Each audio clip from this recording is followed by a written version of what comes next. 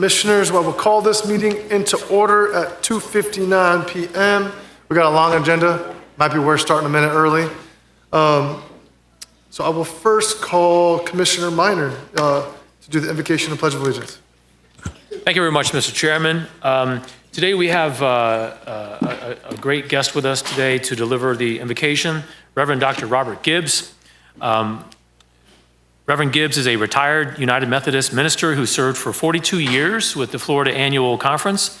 He served as pastor to churches in Tallahassee, Miami, Inglewood, Brandon, and Lakeland, and as campus minister at the University of Central Florida and Rollins College. He and his wife Brenda retired in Tallahassee 2016, but as you all probably know, he has not slowed down. Throughout his ministry, Bob has been active in social justice and recently played a major role in the Capital Area Justice Ministry, which successfully advocated for additional funding for affordable housing in Leon County. Reverend Gibbs, thank you very much for joining us today. Would you be so kind as to deliver today's invocation? Thank you very much. May we pray. Holy and loving God, author of all that is good and righteous and just, thank you for the hope and promise that another day of life brings. And thank you for the blessing of living in a nation where we have the responsibility and privilege of electing those who serve and lead us. I pray your guidance today and your strength on those working in all levels of government and on the people they serve.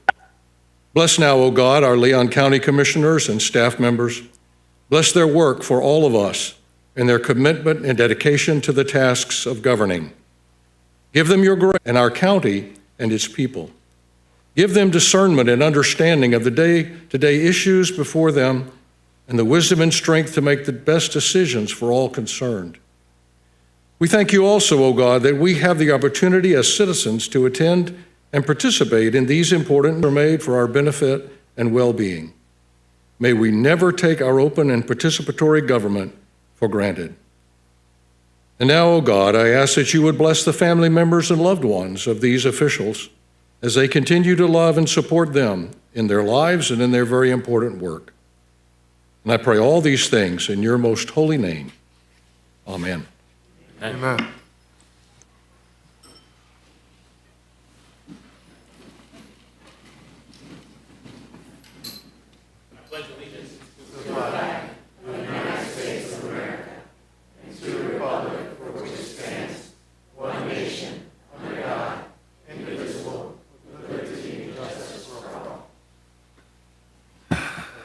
Thank you. Commissioners, before we get on to awards and presentations, I'm looking to entertain a motion to allow Commissioner Welch to participate online.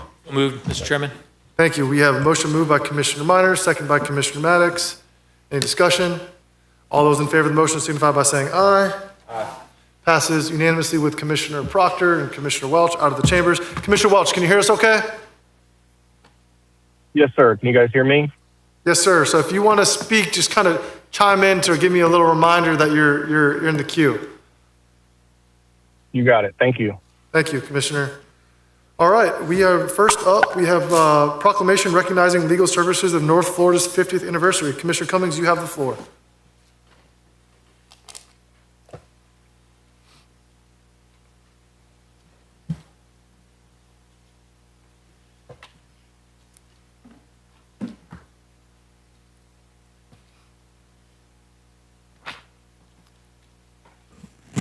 Thank you, Mr. Chair. I'd like to ask the Executive Director of Legal Services of North Florida to come and join me and anybody else that she would like to bring. Ms. Leslie Perot. And Mr. Chair, I'd like to say too that it gives me great pleasure to present this proclamation to Legal Services of North Florida, because when I finished high school, when I graduated law school from the University of Florida, Legal Services of North Florida was my first employer, and I thoroughly enjoyed it. So the proclamation reads,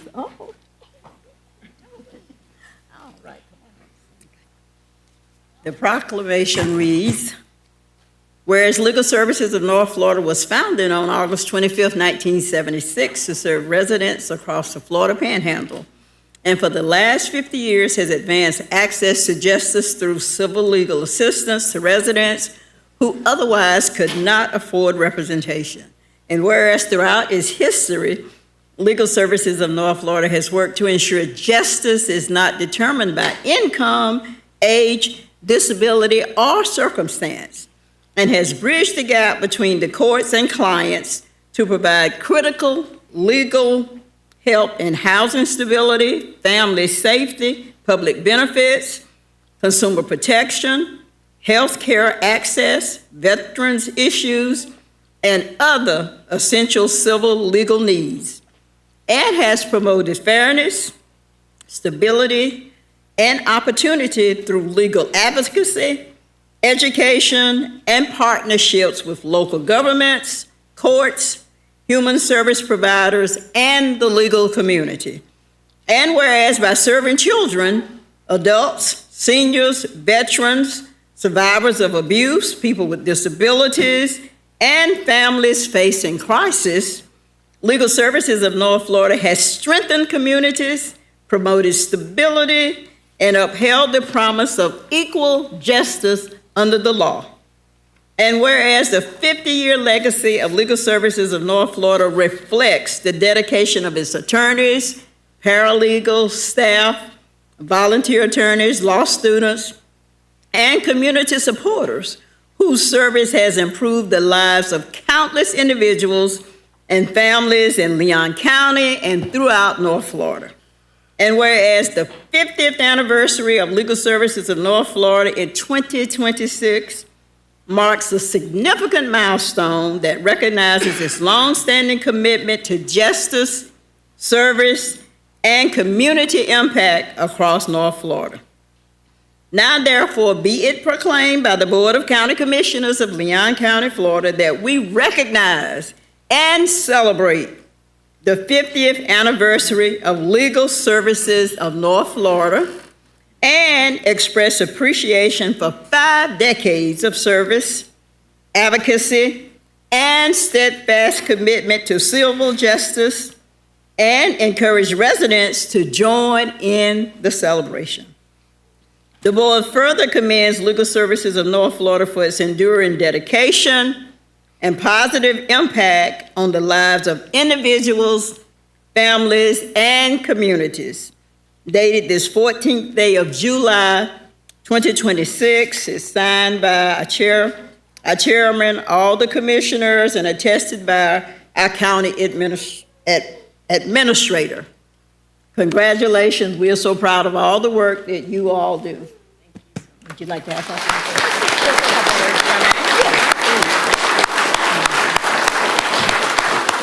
Thank you so much, Commissioner Cummings. I'm very grateful for the time you've taken on this proclamation. Thank you to the entire commission for the support that you've given us. This is where we started. We started in Tallahassee 50 years ago. We were just one office here, and now we've grown to 16 counties. But this is where this is home, and this is the support that the commission has given us over the years, and the partnership that we've had in addressing things from mobile home park closings to the foreclosure crisis, a pandemic, disaster response and recovery. Just that partnership and being able to work with you all and addressing those things has been really critical, and I think really left an impact on the county. I did want to just recognize some of the folks that are up here with me. So Connie Davis started with us as a intake staff? Secretary. She now is one of our grants administrators. She's been with us for 43 years. And you know, it is that kind of dedication from our team that really is the strength and the backbone of our organization. Kathy Greenwald is our senior disaster coordination attorney. She works to build the disaster response efforts that we have here in Leon County. When the tornadoes hit a couple years ago, we were ready to go because we already had the skills and the people and staff who knew how to respond to that disaster. And then Dana Brooks with Faisig & Brooks serves on our advisory board and is also supporting us in this 50th anniversary, and we wanted to include her in this as well. And then Charlotte Waters is our director of communications with the camera. So, but just thank you so much for for this honor, for this proclamation, and for your continued support. And thank you, Commissioner Cummings. Okay. Kathy. Okay. Thank you.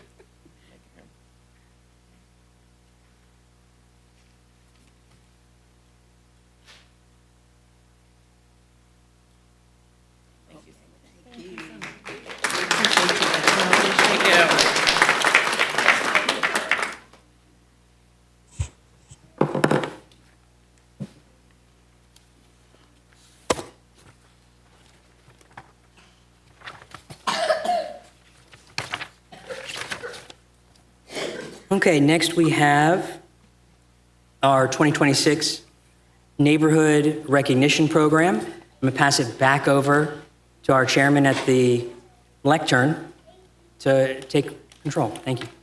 Thank you, Mr. Vice Chair. Ladies and gentlemen, today I have the pleasure of presenting the awards for the 2026 Leon County Neighborhood Recognition Program. For 45 consecutive years, Leon County and the Council of Neighborhood Associations have recognized the neighborhoods and neighbors whose dedication to service and commitment to one another strengthen our community and make Leon County a great place to live, work, and play. Before I announce this year's winners, I would like to invite a representative from Kona to the podium to share a few remarks.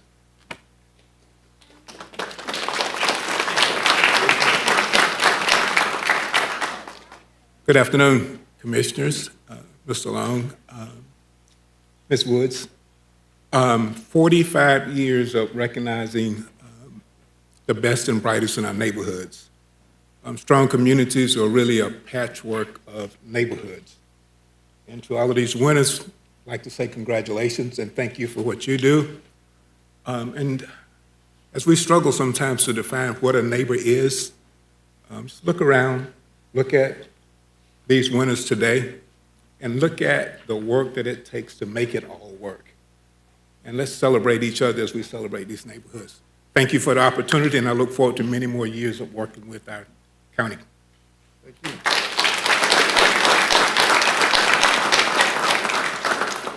Thank you. We'd like to thank Kona for its leadership, commitment, and long-standing partnership in building a stronger community. And with that, let's recognize our 2026 award winners.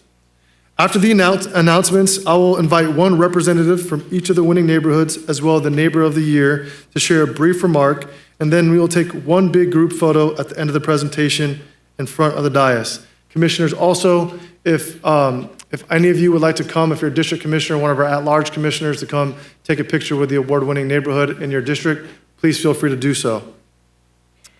And for the first award of Small Neighborhood of the Year, this year's Small Neighborhood of the Year used resident feedback to drive meaningful improvements, including enhancements in its neighborhood entrance, restoring a stormwater pond, and leading beautification efforts that strengthen community pride and sustainability. Congratulations to the Avondale Neighborhood Association, our 2026 Small Neighborhood of the Year. Let's give them a round of applause.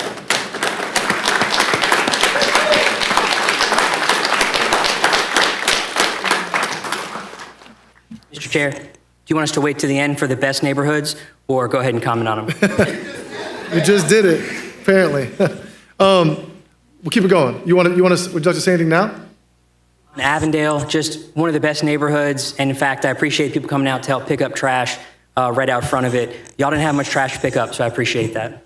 Thank you, Mr. Vice Chair. Our next award, Large Neighborhood of the Year. This year's Large Neighborhood of the Year strengthened its community through educational programs, neighborhood events, beautification projects, and public safety initiatives while planning its first ever Jazz in the Park celebration and championing a community grocery store to expand food access and economic opportunity. This year's Large Neighborhood of the Year award goes to Griffin Heights Neighborhood Association.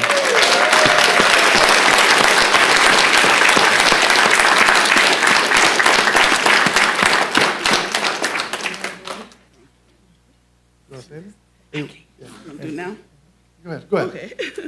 Good afternoon, Chairman, Commissioners, distinguished guests, neighbors. On behalf of Griffin Heights Neighborhood Association, it's an honor to receive this award. None of this is possible without community partners, churches in the area, volunteers, board members, and everyone that's taken the place of making Griffin Heights a better place.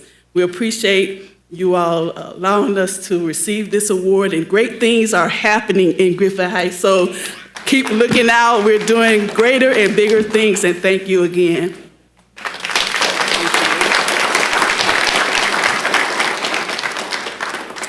To our next award, Unincorporated Neighborhood of the Year. This year's Unincorporated Neighborhood of the Year demonstrated outstanding community stewardship through infrastructure improvements, sustainability initiatives, long-standing traditions that fostered strong neighborhood connections and service. Join me in congratulating the High Grove Homeowners Association. Let's give them a hand.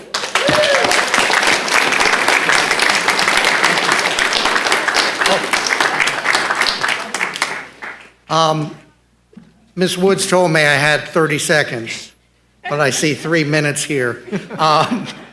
I just want to thank the commission and Commissioner Welsh, if you're out there, that we brought it home for District 4.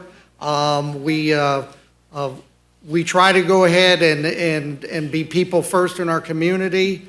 This year we did a food drive with Braden Smith, who is here, who did as part of his application to West Point. And we brought in over 1,000 cans of food, and we were able to go ahead and get it to a lot of needy people. And we will continue to do improvements and try to be people first in High Grove in the northeast part of the county. Thank you. Thanks so much. All right. Congratulations. Congratulations. To our next award winner, this goes to Neighbor of the Year. Since joining the neighborhood just last year, this year's Neighbor of the Year has made an extraordinary impact through selfless service, compassionate support of neighbors, and dedicated leadership, serving as our treasurer of the Homeowners Association and volunteering countless hours to improve neighborhood amenities. It is my pleasure to present the 2026 Neighbor of the Year Award to Michelle Olson of the Lafayette Oaks community. Please join me in congratulating Michelle.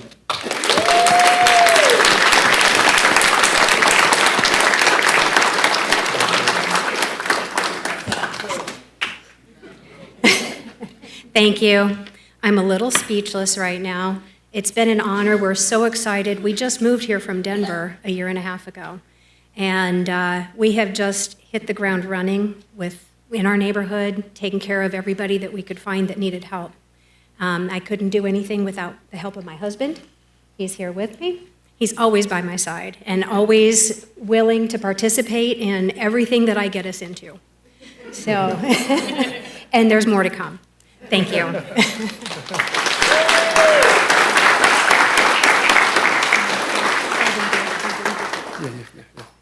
If the representative from Avondale neighborhood is here, would you like to speak at the dais as well? Just real quick. Absolutely. Mainly, I just wanted to thank the Board of County Commissioners and Kona and Danielle, of course, for giving all the neighborhoods an opportunity to participate in this recognition program. I'd like to thank the Board of Directors for Avondale for their contributions to make it such a great place to live. Special thanks to Board Member Linda Willis for the many times that she's had to traipse through the woods and brave the poison ivy, trying to keep our green space safe and looking beautiful. And lastly, our President, Olivia Jordan, her leadership and her passion and her energy is why we won this award. Thank you.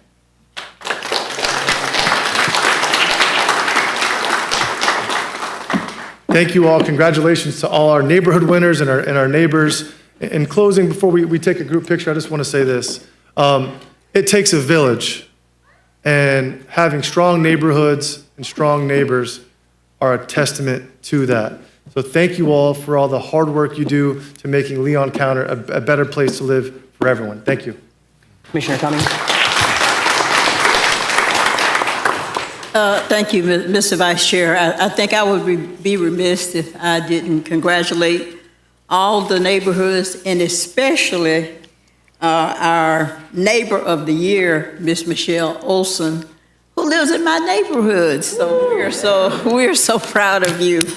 But Mr. Peck and all of you all throughout the year, you not only look out for your neighborhoods, but you also look out for others as well.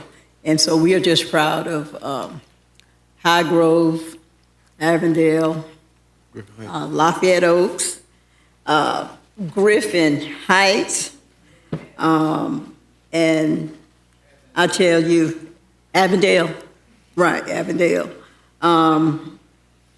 We are a better community because of all of the work of the neighborhoods and the neighbors that live in the neighborhood.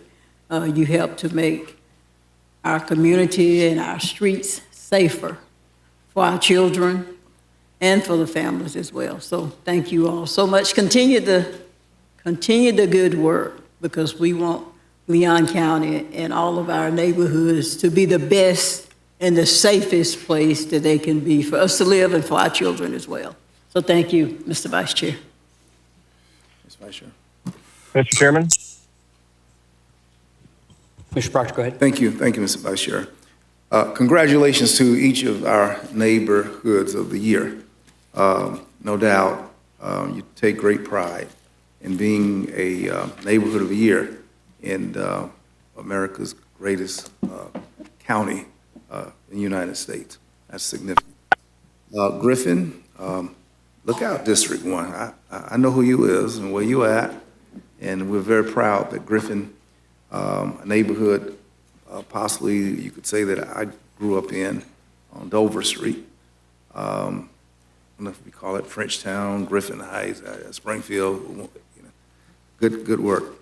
And to neighborhood of Avondale, I didn't think that Mr. Stanley Sims was a contender for the neighbor of the year. I wasn't sure, but I just want to say that I was hoping that Mr. Sims wouldn't get y'all's neighborhood disqualified. He's such a strong advocate.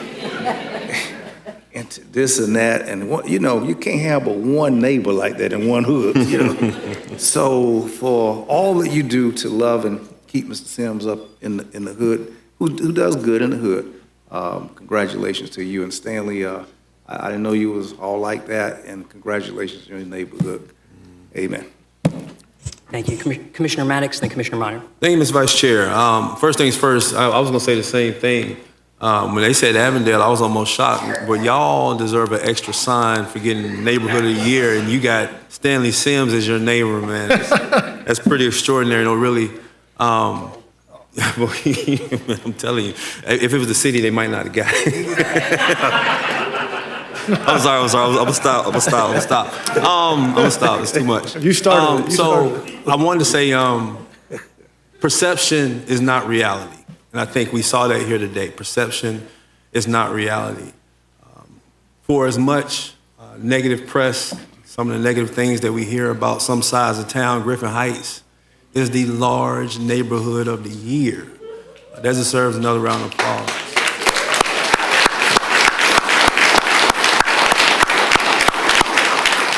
And I hope with the news that they are neighborhood of the year, that it dispels some of the stereotypes and the perceptions that come along with certain sides of town. I would invite those other neighborhoods to take trips to Griffin Heights to see what they're doing there, being as though they are not just a neighborhood of the year, but the large neighborhood of the year. And so it's very inviting over there, you know what I'm saying? You don't bring no food, they got their own.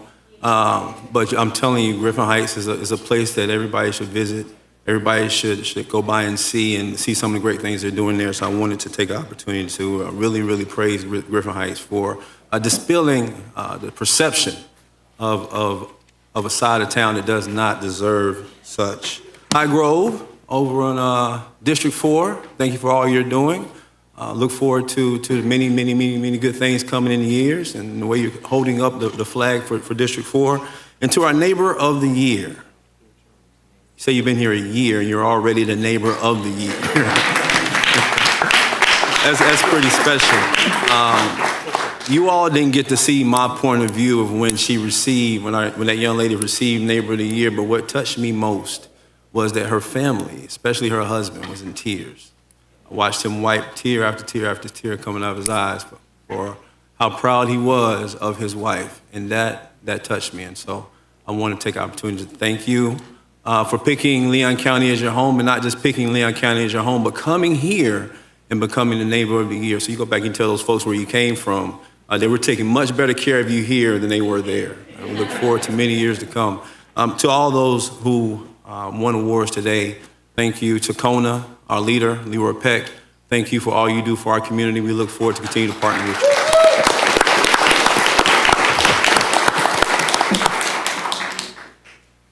Commissioner Minor. Commissioner Minor. Thank you, Mr. Vice Chair.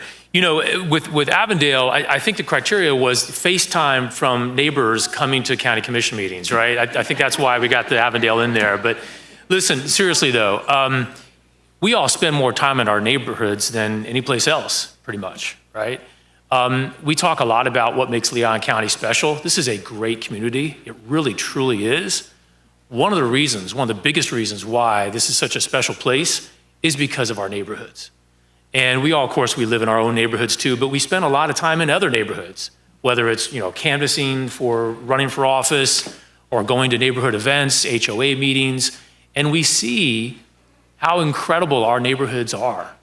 To walk around in an evening and see, neighbors walking together, to see people joining together to walk their dogs. I mean, it's the fabric of what Leon County is all about. And it's the thing that makes Leon County a place worth living in. So thanks to all the winners, thanks to all the neighbors out there who may not have won today, but who do the heavy work every single day, making sure that your neighborhood is a great place to live. So thanks to the winners, thanks to everyone out there who is active in their neighborhood association and is just working to bring neighbors together in your own particular street. Thanks so much. Thank you, Commissioner. Commissioner Welch, would you like to close us out? Commissioner Welch, would you like to close us out? Thank you, Mr. Chairman. Just wanted to give a quick shout out to High Grove, once again, a perennial powerhouse in the Neighborhood of the Year competition. I expect that we will at some point establish a Neighborhood of the Decade award. And if High Grove can get it for 10 straight years, they should win. I'm just putting my vote in now. Thank you very much. Thank you. And we will now take a group picture. All right, let's not forget that. Are we all coming around the front of the dais? If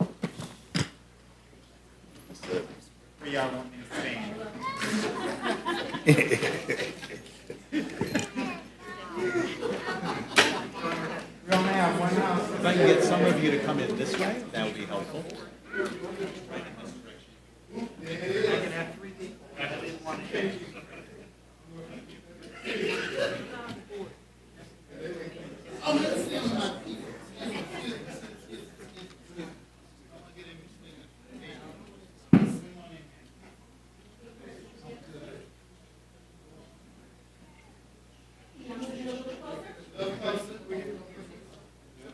If we could get the board to shift to the right a little bit.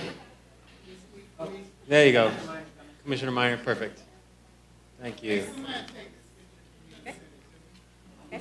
All right, that's great. 3. Yep, everyone looking at me. 1, 2, 3. Go a couple more. 1, 2, 3.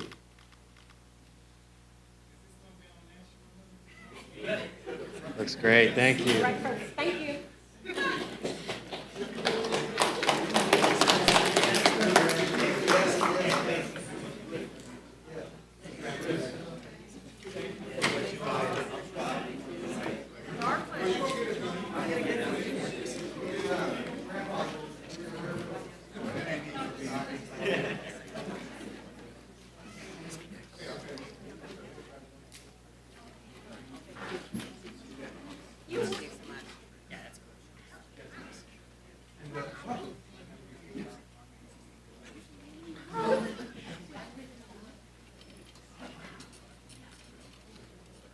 Commissioner Proctor, you recognize.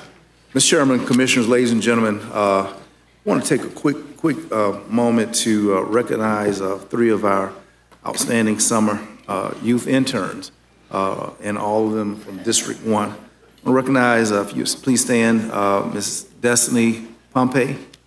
Ms. Destiny? That's your Sunday school student. Hey, all right, Destiny, remain standing. Jordan Sanders. Jordan here? You got to work in the back. All right, okay. And Nevia Thompson. All right, thank you all. These young ladies are going to be working with my aide, Ms. Rachel Holmes, and so far they've gotten started off to an extraordinary summer, and we believe that for the rest of the month it's going to be a wonderful experience. And we thank you all for working with your district office for the summer. Thank you. Thank you, Commissioner Proctor. All right, Mr. County Administrator, we're on citizens to be heard on consent and non-agenda items. Thank you, Mr. Chairman. Good afternoon, Commissioners. You've got quite a number of speakers on consent and non-agenda items. I'll start with the virtual speakers. Let me just make a quick announcement, though. I see on the subject line that a large number of the speakers are speaking on flock cameras. Of course, you're welcome to speak, invited to speak, but just to remind the board that you do have an item coming back on that issue, specifically at your next meeting, just as a public service announcement and a reminder to the board. With that, we'll start off with virtual speakers. First up, Max Harmon.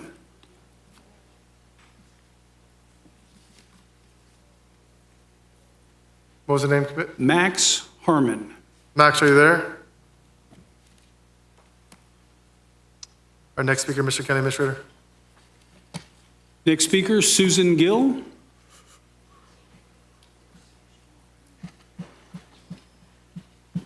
Calling Susan Gill. I'm here. Thank you, Ms. Gill. I'm here. We can hear you. You have 3 minutes. Okay. My name is Susan Gill. I'm a resident of Leon County and a volunteer with Moms Demand Action for Gun Sense in America. I want to express my concern about the library policy to remove the prohibition on carrying or displaying a weapon in the library. Our state has a long history of designating and protecting sensitive location to protect our communities, especially in places where children and families are heavily present. By rolling back firearms restrictions in Leon County public libraries, local officials are stripping away protections from a vital, sensitive place. We must draw a hard line. Our community hubs are places for growth and safety, not environments where everyday citizens should have to face the risk created by the presence of firearms. Libraries are common gathering places for children and families to grow and learn, and guns have absolutely no business being there. We know that firearms don't belong in certain environments due to the risk of unintentional shootings, child access, and other risk factors. This undermines public safety and basic common sense. Public libraries exist to serve the entire community by providing a welcoming space to pursue learning without interference. Forcing community members, parents, staff to tolerate the presence of firearms, including openly carried long guns and rifles, replaces a peaceful environment with anxiety, tension, and ultimately danger. Our local leaders should recognize these concerns and stand for the safety of our sensitive special areas, even as the state interprets court rulings in this arena. Public safety should be everyone's paramount concern. Thank you. The next speaker is Max Epstein. Max Epstein.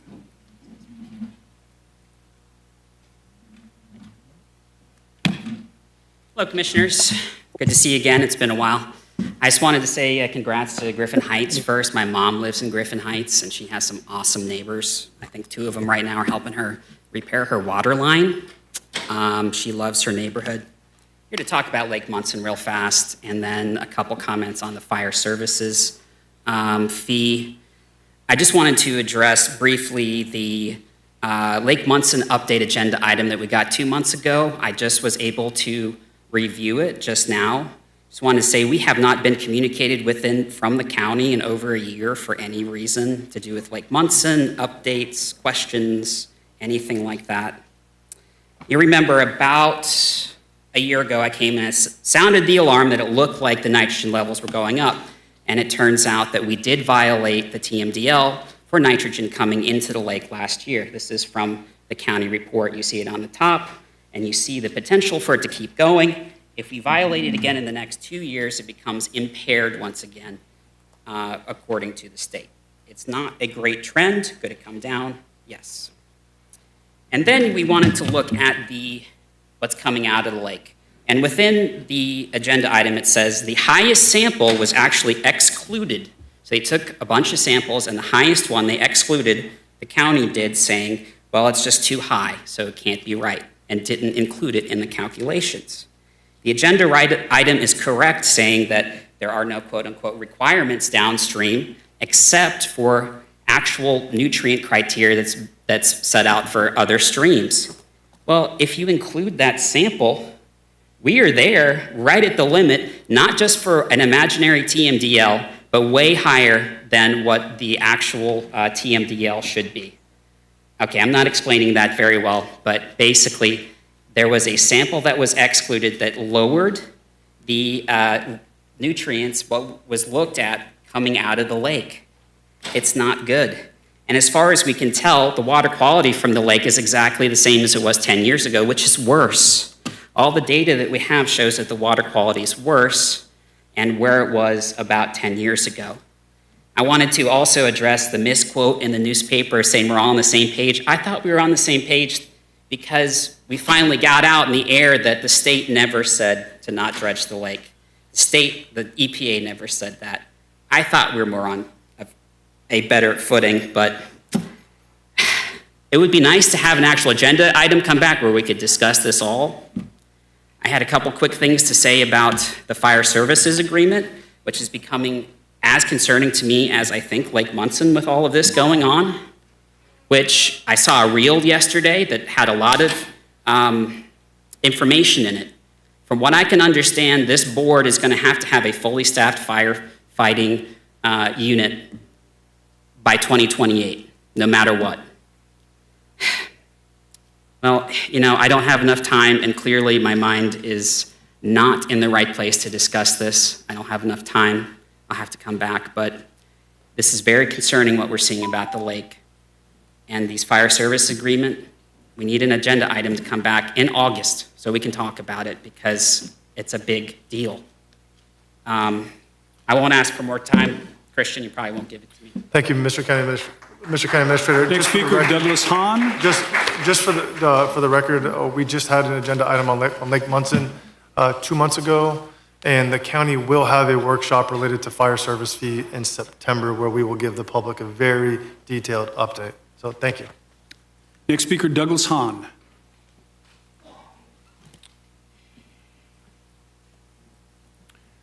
Commissioners, I'm here to speak on, again, the policy to allow firearms in the library. This makes absolutely no sense. Libraries should be a safe spot for children, for parents. We know that there's a problem with firearms in this country, in this county. There are shootings constantly. We need safe spaces. I came in here today to speak to you, and I passed through a metal detector. My bag passed through a metal detector, so I was unarmed. Please be compassionate and protect our children at the same degree that you do. If you want to remove the protections in the library, remove them downstairs. Thank you. Next speaker, Tim Stadelmuller, to be followed by Devin Nobles.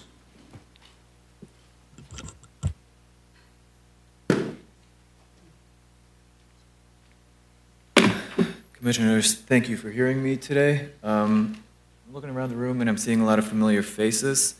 In the past 2 weeks, I've made it my business to educate as many people as possible about the flock cameras that have been up in our community, how they work, who they're owned by, where the information goes, and how this information can be used to weaponize both against citizens as well as also how to discriminate in a variety of other ways. For background, flock safety cameras are based out of Atlanta. It's a company based out of Atlanta. The cameras are referred to as automatic license plate readers, ALPRs. This is a misnomer. They're cameras. and they do no reading, the reading is done at the data center where this information is sent. As we know, artificial intelligence capabilities are increasing exponentially currently, and the amount of information that can be gathered from the images that are taken is increasing alongside. The company doing the processing of the actual image data is Palantir. Palantir is a company owned by Peter Thiel, a Republican megadonor who we also get to be grateful to for the entire career of J.D. Vance. Pardon me, I'm a little flustered right now.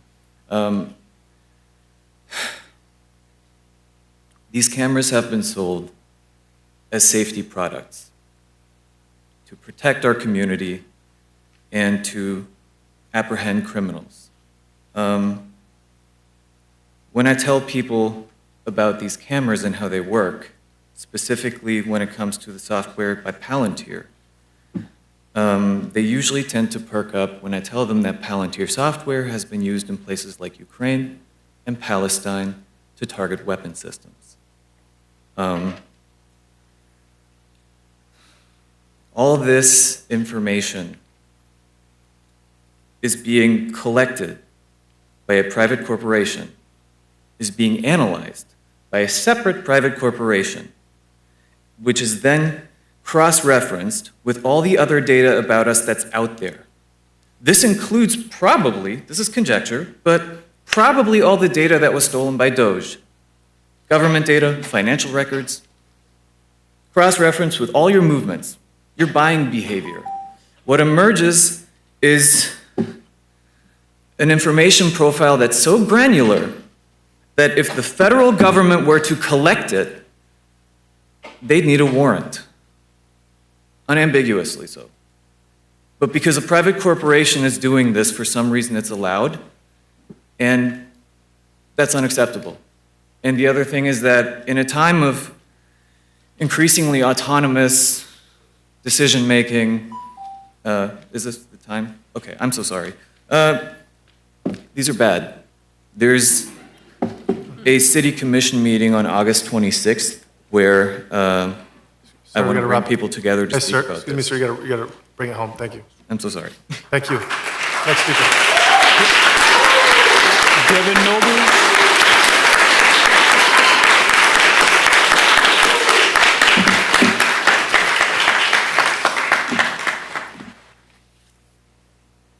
Good afternoon, everybody.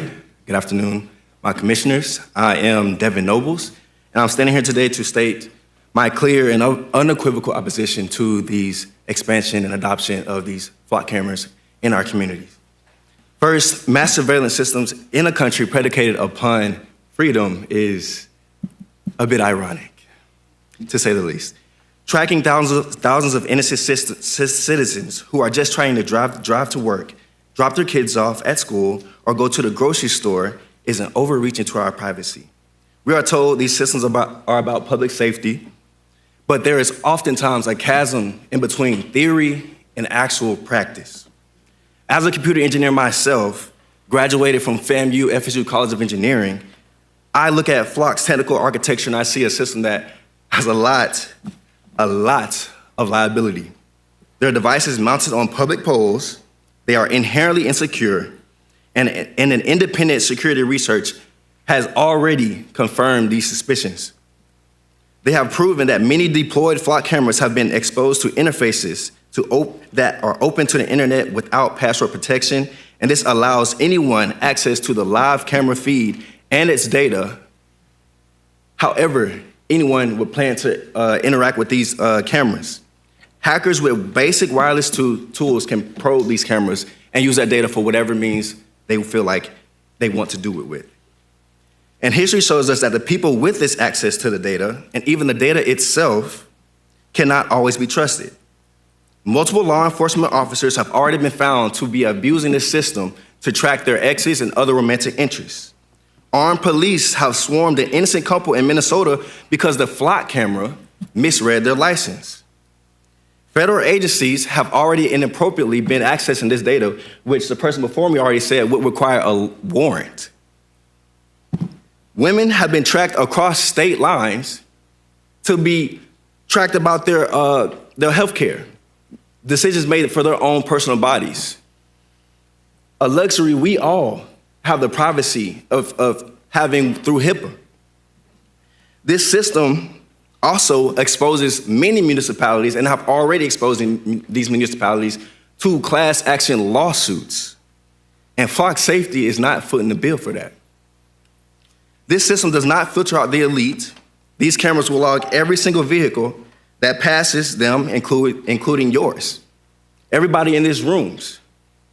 They will be placed on the roads leading to this building, this office, our neighborhoods, our homes.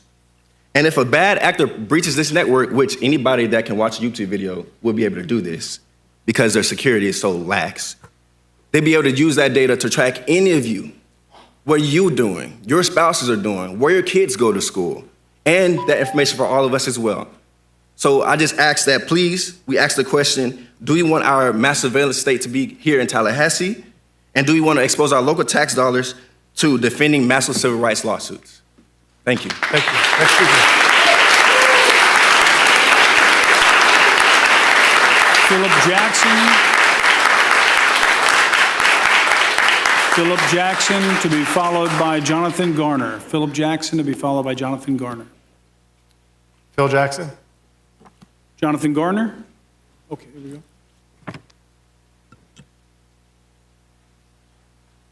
Good afternoon. How's it going?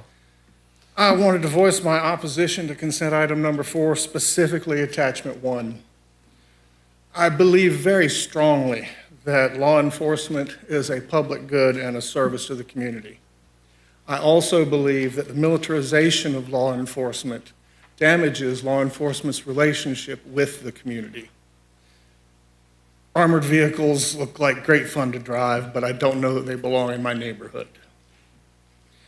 I wanted to specifically also mention the increase in video surveillance. A significant portion of my career has been in working large live events. And to be perfectly candid, more than once while working 4th of July at Tom Brown Park, I've looked out across the field and thought that we should have better surveillance in that situation.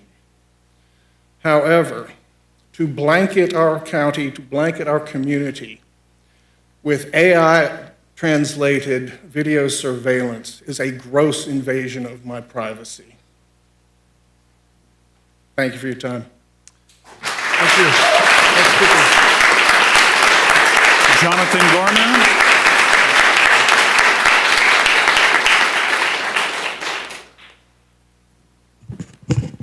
Jonathan Gardner, 3687 Donovan Drive, 32309. Commissioner Welch is my representative.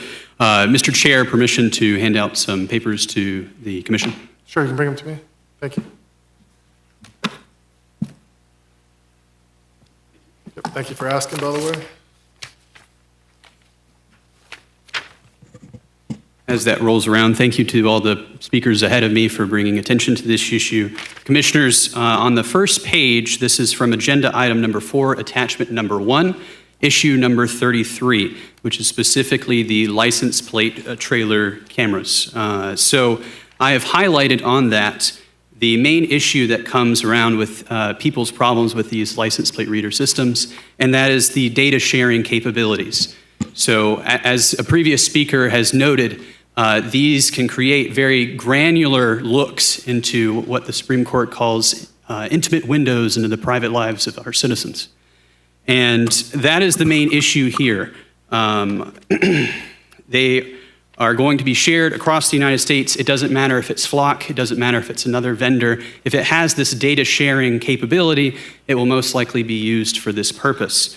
On the second page, I have outlined some policy line items that you could possibly consider based on my research, specifically looking at data retention and data sharing. I think that is the main issue if we come down to the crux of it, of what people are concerned about on their invasions to privacy. For an example, page 3 has a Flock license plate camera trailer. That is an example of what one of these might be. The next page is what it outlines Covert Mobile Solutions. This is a company called Leonardo. They have come under scrutiny recently because of one of their software capabilities, which is even more invasive than the license plate readers. On page 5, you get an example of that directly from their web page. Now, what their software Signal Trace does is it pairs electronic device data that you're carrying around in your car with your license plate read. And commissioners, it is not a far stretch to believe that, say, a friend of yours or a family member is riding in the same vehicle of you, and your electronic devices have been seen with their electronic devices traveling together, and now you know associations, even if it's just a coworker that brought you to work once. And so that is the main issue, is the data sharing, the profile building. On page 2, I give an example of some comprehensive policy that Austin, Texas implemented. I encourage you, please look into what they did as you consider the future agenda item. What it does is it provides proactive measures for the commission to consider before these are implemented on people and invading their privacy. Thank you very much.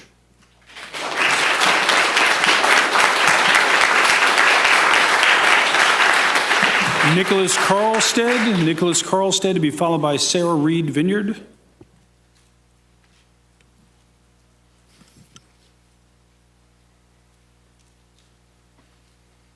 Hello. I just wanted to take issue for agenda item 4, part 1, attachment 1 of the agenda item, and specifically I take issue with issue 33. The automated license plate readers, for reasons that have already been said better than I can say. So thank you for your time. Sarah Reed Vineyard to be followed by Jackson Nolder.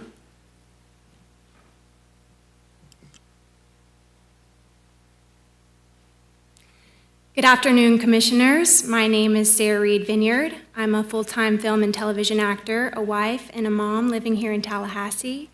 My children attend Buck Lake Elementary and the School of Arts and Sciences. My husband and I have served as foster parents here in Leon County, and we're proud members of Temple Israel. This community is where we've chosen to build our lives. When I graduated high school, I knew I wanted to become a professional actor.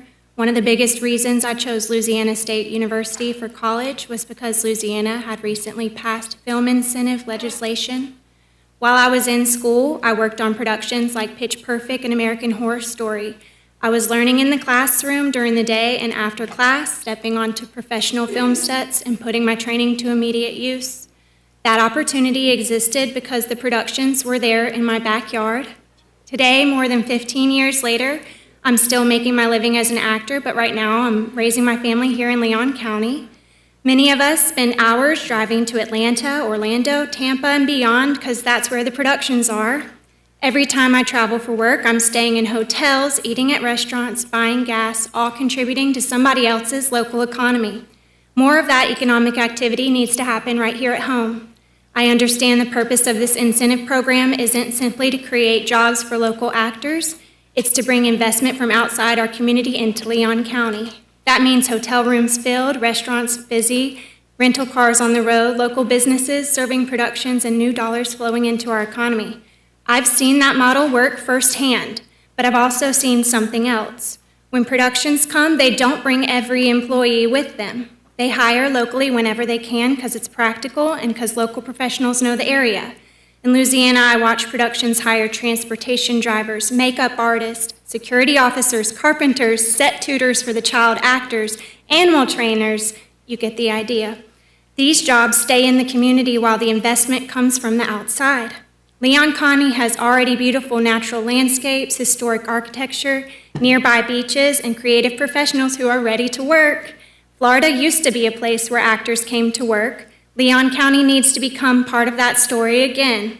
What's the point of touting our world-class film school and the theater programs if all of our talent seek opportunity elsewhere immediately upon graduation? I came here today so you could put a face to the people this decision affects. When you picture someone who would benefit from this program, picture someone like me. Yes, I'm a regular Tallahassee mom, but but I'm also represented by the top talent agency in our state. I have multiple national commercials, one show on Hulu and one premiering on Netflix this Thursday with Will Ferrell. I was able to build a career because another state invested in my industry. I'd love for the next generation of artists to have those same opportunities without having to leave this community they call home. Thank you for your time. Jackson Nolder, to be followed by Elijah Rodriguez. Jackson Nolder. Thank you. While we wait for our next speaker, I would like to acknowledge we have one of our colleagues from the City Commission here, Commissioner Jeremy Matlow. Thanks for joining us this afternoon.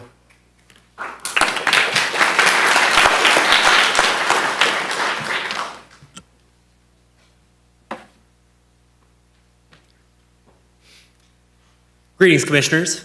I come for item number 4. Like many of my compatriots around here, we're concerned about the surveillance state that is becoming more and more prevalent across America. Under Florida laws of concealing various FOIA requests, we cannot know the location of any one of these security cameras. And we are therefore forced to assume that we are always under surveillance. I know in public we have no reasonable expectation of privacy. That's the buzz phrase that's going around, reasonable expectation of privacy. But that is the legal minimum provided by the Fourth Amendment. Should our rights be as low as the law allows? If you've done nothing wrong, you have nothing to fear, right? Nothing to fear. Is that how we treat any other constitutional guarantee? If you're innocent, do you not have a right to remain silent? If you're innocent, do you not have the right to an attorney? The presumption of innocence means that surveillance must be justified and not that we must justify a desire for privacy. In addition, the data retained and compiled in comprehensive time-stamped databases of your daily whereabouts is held for a minimum of 30 days. No, these systems may not say someone's a Methodist, but when they say you're at Killearn Methodist Church every Sunday, then you start to build a picture. They also don't say if you're a recovering alcoholic, but if they see the same car at AA meetings off Monday Road, then it's not hard to build a detailed profile of where someone lives, works, and worships. A profile of where your kids go to school, your vices, and your medical needs. Being watched changes how people act. Not just because it can deter crime, it also deters going to rallies, speaking out against power, and dozens of other activities. Wrong is defined by whoever is in power. Laws can and will change. And what once was criminal will be legalized, and what once was legal will be criminalized. By trusting mass surveillance now, you are not only trusting the current law and its enforcement, but every law yet to be written. If someone followed me from my front door every moment I was outside, I'd get a restraining order. But if a private company puts up hundreds of cameras to do the exact same thing, it's called protecting the peace. I urge you to force a cancellation of agreements with Flock, Axon, Axis, and Milestone. Thank you for your time.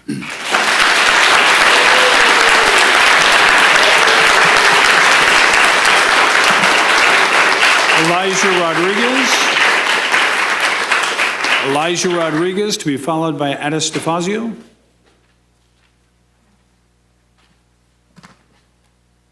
Elijah Rodriguez. Addis DeFazio.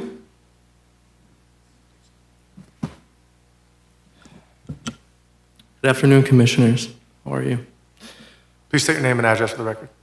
600 West Virginia Street. What was your name? Elijah. Elijah, okay, thank you. So I would like to talk about the Flock cameras. We're headed towards a dystopian future, and it's horrible.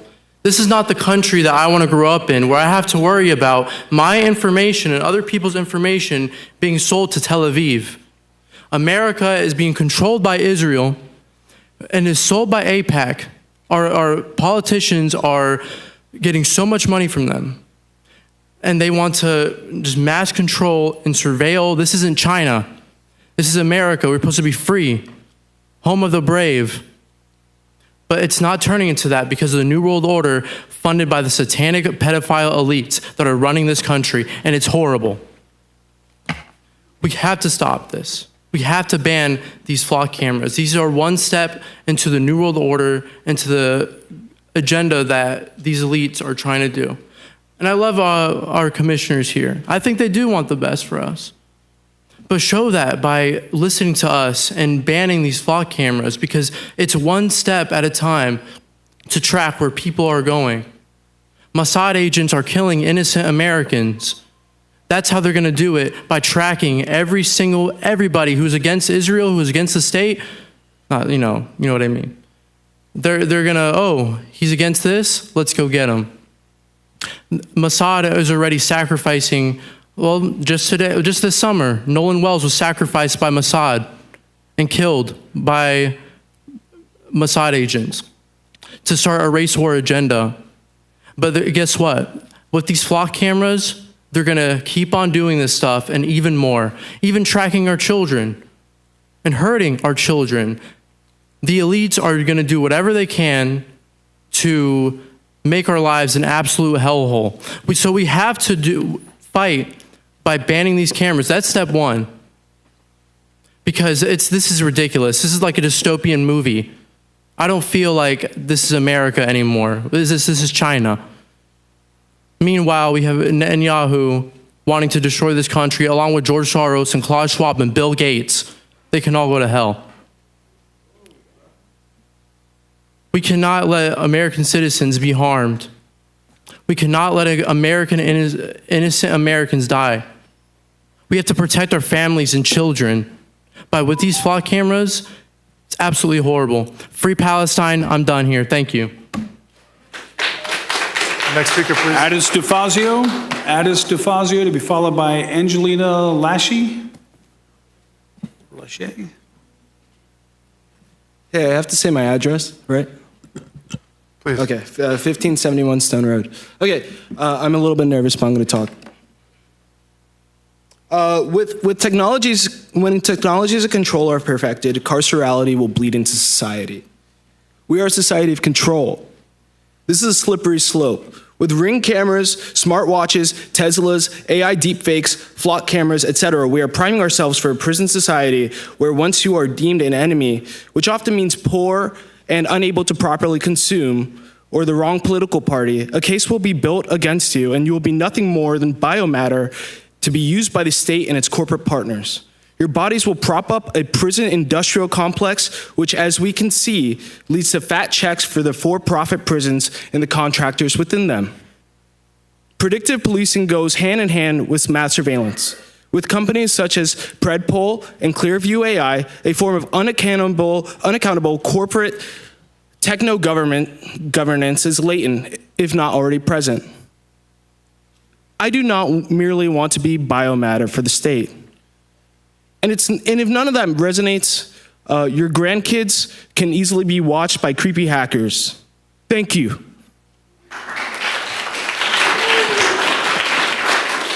Angelina Lachey to be followed by Carl Braxton. Thank you. Angelina Lachey. Ladies and gentlemen, before we get to the next speaker, I just want a friendly reminder for everyone.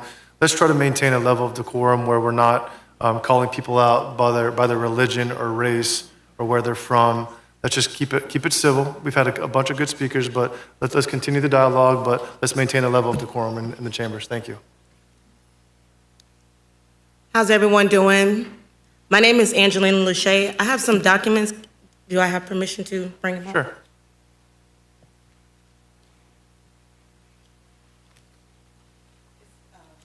Yes, ma'am. Thanks so much.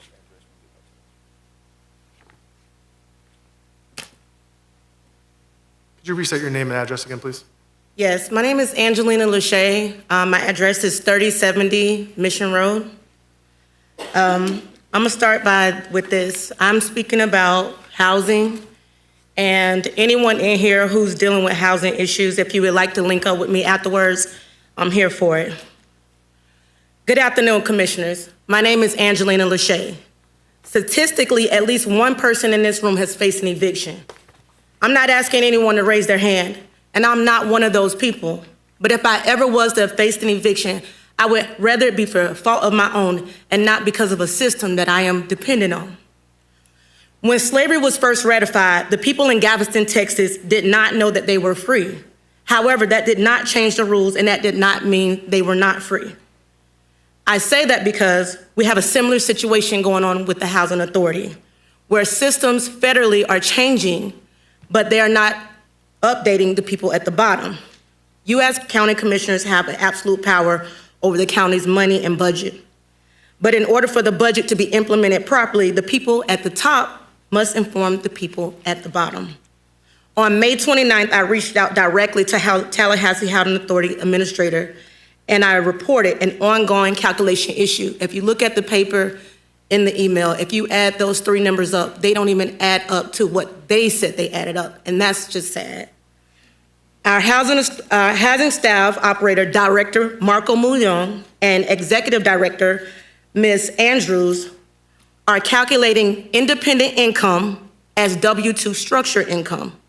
They are leaving out the IRS 72 cents, which actually increased to 76 cents per mileage. They are not deducting those calculations correct.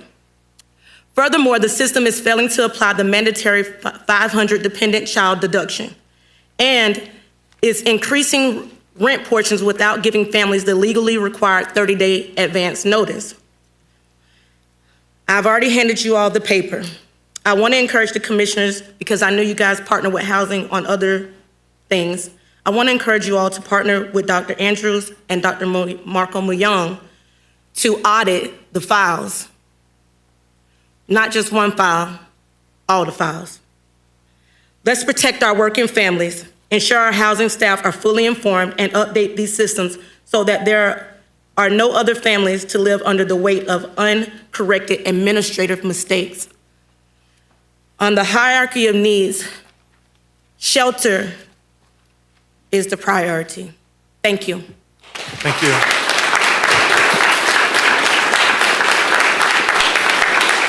Carl Braxton to be followed by Daniel Kobe. Please state your name and address for the record. Carl Braxton II, 2614 West Tennessee. Thank you. How are you guys doing today? Yes, sir. How are you? I'm doing all right. My neighbors have said a lot in regard to the technology in question, so I won't waste too much time. I am here as well to express my opposition to technology as a tool for surveillance. I do have a question. Do you guys answer questions? Unfortunately, this is not the time in the meeting where we answer questions. This is just public comment. However, at the 6 o'clock public hearing time, that is the opportunity where commissioners can answer questions. It's just board policy. Okay, in that case, I'll save the question, but I am just here to express my opposition to technology as a tool for surveillance. Okay, that's all. That's good. So, if you want to stay to 6, you're more than welcome. We'll address at the end of the meeting. But if you want to pose your question now, we can take it up later. We just can't answer your question right now in this segment. And I would stay till 6, but I'm actually on my lunch break right now. I just had to show face on behalf of my neighbors. Okay. I appreciate the hustle. The question I do have, though, is before approving the spending plan in agenda item 4, can you guys explain what oversight, transparency, and accountability measures will be in place with these technology purchases? How the public, how our neighbors will be able to evaluate whether they're used effectively and appropriately? And do we have policies in place right now to safeguard what they're capable of, what they can do? Thanks so much. Great question. Am I able to hear the answer to that question at the No, actually, because we're probably going to take it up right after public speakers. Yeah. That we'll be able to answer that question, so you won't have to wait that long because it's a part of the Agenda item. It's been pulled. Agenda item number 4 has been pulled, so you'll be. Daniel Kobe to be followed by Azari Richardson.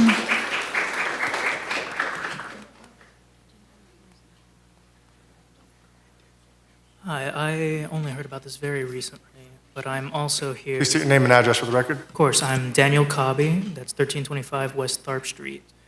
I am also here to project my opposition to the flock cameras and related technology. It's disappointing that anyone in your position would want to know any of this information. I don't understand who this benefits. It's not benefiting me. I'm not going into the cameras and, I don't know, looking up information about other people. What is that going to do for my life? It just makes me a creep if I do that. It doesn't benefit our protection. It just makes us all feel anxious to be alive. And I don't really understand why we would even be interested in that. Other people have been more eloquent, so I'll save the rest of my time for other people. Thanks so much. Next speaker. Zari Richardson. Good afternoon, y'all. How's it going? Please state your name and address for the record. My name is Azariah Richardson, 1911 T-Pain Lane. Had the opportunity to feed a couple of y'all this past Sunday. Good to see y'all again. My name is Azariah Richardson, and I'll be voicing concerns on behalf of my community about flock technology. When powerful surveillance technology integrated into our communities without proper public conversation, one question becomes impossible to ignore. What's the system for accountability? To be clear, the issue isn't with the cameras themselves. The concern is what happens when powerful tools are introduced without transparency, oversight, and accountability. A quick online search can reveal exposed administrative interspaces connected to surveillance systems. If technology designed to protect us, its vulnerabilities, especially relating to our data, what happens when the wrong people find them? And how can this technology provide the reassurance of safety when it's clear that these vulnerabilities are very easy to find? There have already been reported cases around the country of law enforcement officers allegedly misusing license plate reader systems for personal reasons, including improperly tracking people they knew, like an ex-girlfriend. That's exactly why oversight is imperative. No system should rely solely on the assumption that everyone with access will operate accordingly. Technology is not inherently good or bad. A firearm isn't dangerous simply because it exists. But before you decide $20 million is better invested in surveillance than a number of things the city has begged for so long, you must answer us this question. How can we trust and ensure that the technology will not be abused? History tells us that trust alone is not enough. Trust is built by showing the public exactly how abuse is prevented, investigated, and punished, and that's where I think Tallahassee has fallen short. Thank you. Thank you. Alexandria O'Connell. Alexandria O'Connell, to be followed by our final speaker in this section of the agenda, Stanley Sims.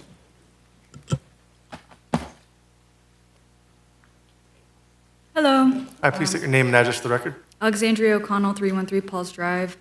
Here to speak about flock cameras. Plenty of good information has been shared. I don't know if you guys remember me, but I was here a few weeks ago when there was only me and one other speaker discussing our concerns with flock cameras. So I'm glad to see more people out here today. Thank you. You guys can look up all of the good, clean statistics of why these things don't work. But some fun ones are that 1 in 10 plate scan misread the state. This recently happened in Pensacola, which is very near to us, where a man had to go to court for a flock traffic cam violation when he was out of town documentedly that entire time. We've talked about the fact that these have been targeting specifically women and their misuse. CEO Garrett Langley has labeled his critics and the anti-flock advocates as terrorists multiple times, so I guess I'm a terrorist here now, as well as many of your concerned citizens, which is disturbing in and of itself for a company that pretends to care about democracy. It's a private tech company. They take that money from their data sales, and there's no consent process for that. There hasn't been any consent process, as far as I'm aware of, between residents, the county, and the city here. If we want these in our neighborhoods, near our homes, on the highways, and pretty much in every space possible. Less than 1% of cars scanned were connected to a crime or wrongdoing, so they don't prevent crime or solve crimes. Just as well, I would also like to mention that this money could be spent towards civic services or community-supported infrastructure that can actually reduce crime and has a documented history of doing so. And if you want to have county data or resident data, then shouldn't the county at least own it and not a private company? I urge you to look at the situation in Cleveland, where there's been a lot of civil upset, and there was a vote taken to end the contract, not renew it with flock cameras. That passed, and after that contract expired, those cameras were still running. There was no municipal contract held, and a private company was still collecting municipal data. That should be very concerning to anybody, but particularly you guys who are responsible for when that data creates civic and criminal charges. I'd also like to just mention, with regards to the film incentive, that it's good for AV. I'm an AV company owner, and that means it's good for me. So I'm also really into that. Thank you. Thank you.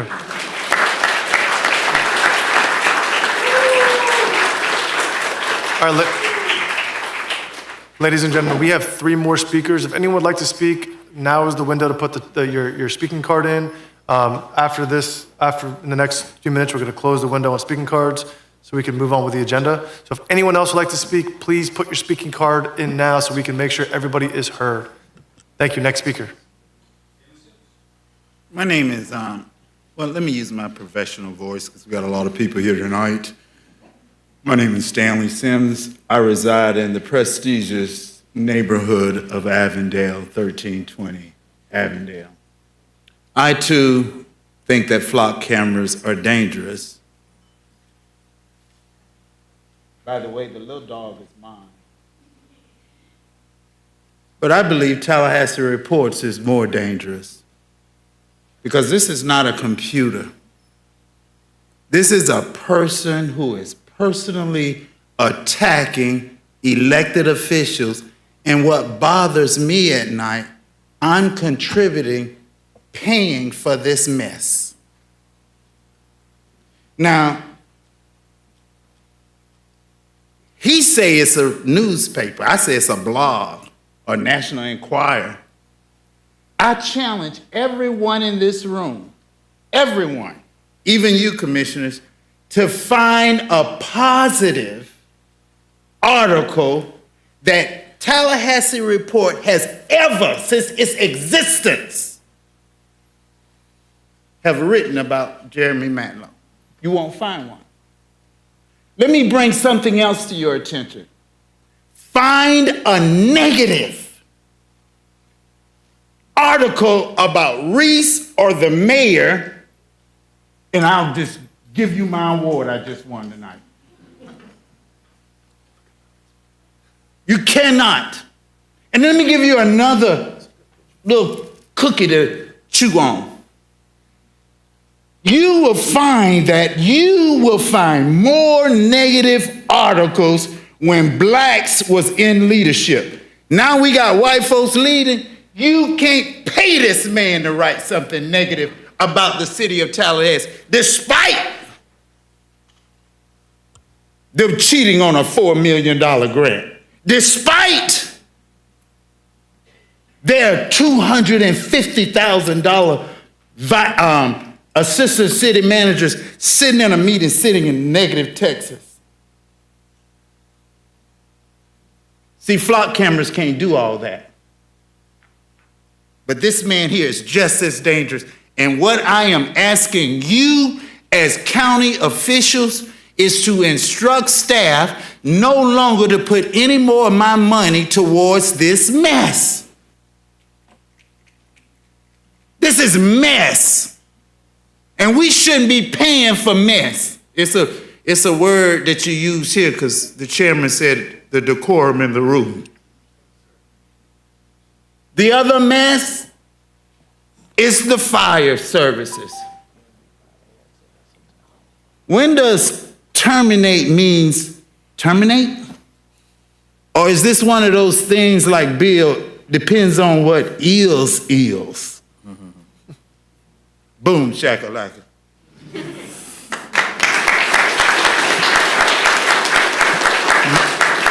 Mason Beagle to be followed by Dar Alfred. Mr. Chairman, I can't read, but I thought it was a good picture of Matlow. I didn't know what the words meant. But. Please state your name and address for the record. Yes, sir. I am Mason Beagle. I live on 525 Collins Drive. I personally just find the implementation of flock cameras to be very existentially disturbing. I just don't like living in a world where all of our actions are going to be constantly monitored and surveilled, because I know that, you know, with surveillance, it's not just if you're committing a crime, it's also if you're doing something embarrassing, something notably transgressive that I feel can be held against you, even if you're not necessarily someone who's a target of the state. And like we see that in terms of like private instances of cops tracking their exes, or, you know, someone was talking about following cars to their religious locations or AA meetings. I find that extremely disturbing. I think a lot of people should have a right to be vulnerable in public and be able to pursue things for their own well-being without having to worry that in pursuing those things, they are putting themselves at risk. That's all I really wanted to say. Thank you so much. Dar Alfred, to be followed by Jade DiGirolamo. Hey, good evening, everybody. My name is Daryl Darwave Maker Alfred. I'm currently a candidate for Tallahassee City Commission C3. My address is 814 West Tharp Street. I'm here to stand in opposition to the flock cameras. All around the city, I'm having conversations every day. Each one of you have had to run for office and speak to constituents, and majority of them are telling me that they're not in support of this. Flock cameras are sold as a crime-fighting tool, but we shouldn't pretend that the conversation ends there. Data collection is only step one. When you build the infrastructure to collect everyone's movements, you've created something far more powerful than a camera. You've created a database. And in the age of artificial intelligence, databases become influence and prediction. They become power. They're not just surveilling us. We're talking about putting moratoriums up for mass data centers that are processing each and every one of our movements. Companies that own these, even our social media, it's all connected, and it's not just about watching us, it's about consolidating our information, profiling us, not just for preventing crime, but for directing us. And that's the next step of this. Whenever our algorithm is customly built to each one of us, and they can suddenly have connections to everything about us, this isn't just about preventing crime, this is about changing the shape of our democracy, and so we should all be staunchly against this. Thanks for the time.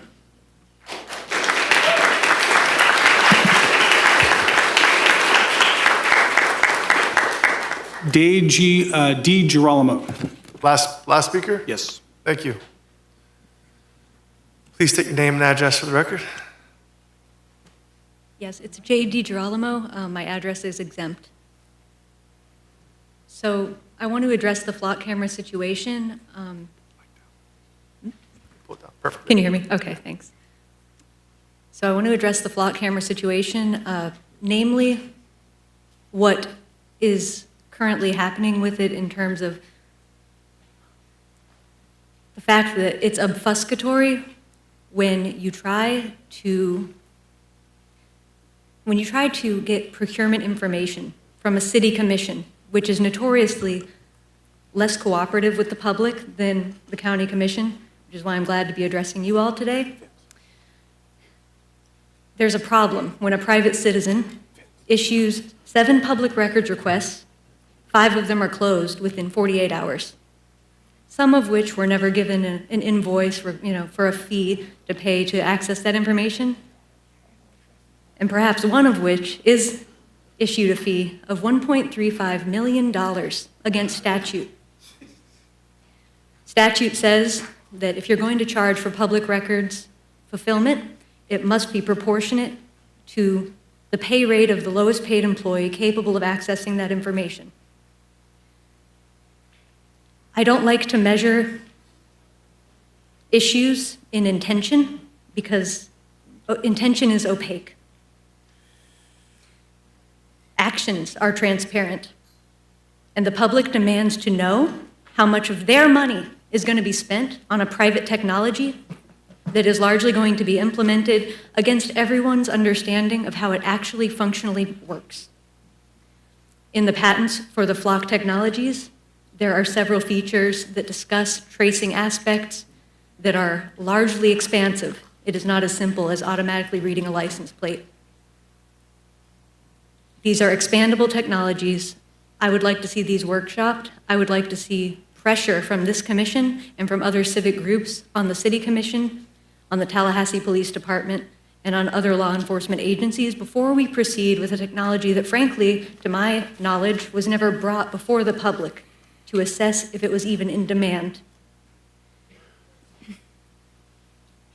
And in an age of identity politics, divisiveness, and weaponized politics, I believe that a technology like this can only serve to harm us and divide us further. So please reconsider pouring any more public money behind this. I appreciate you. Thank you.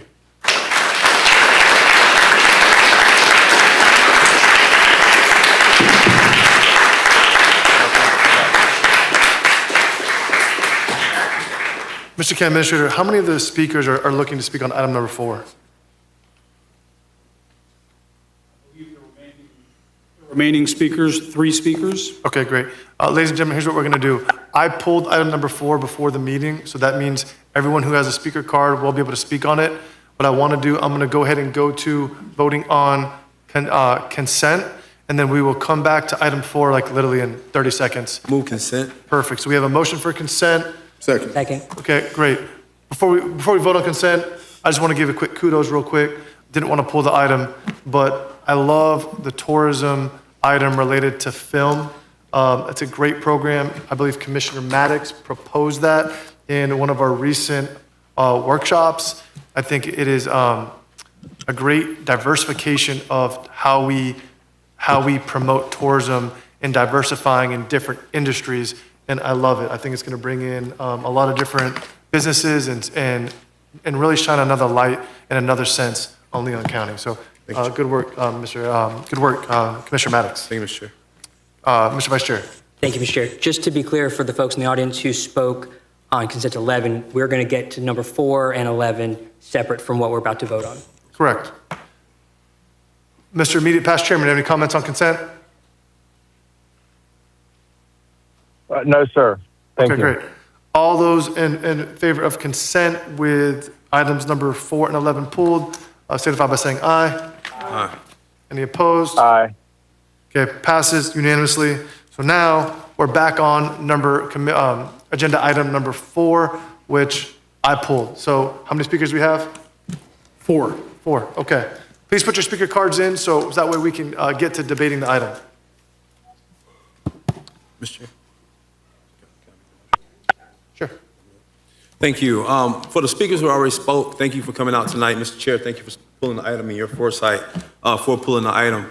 I did want to make it clear that, and I'm going to ask the sheriff's office representative to come up. You call it flock cameras, I think it's Fusion or something like that in the agenda item.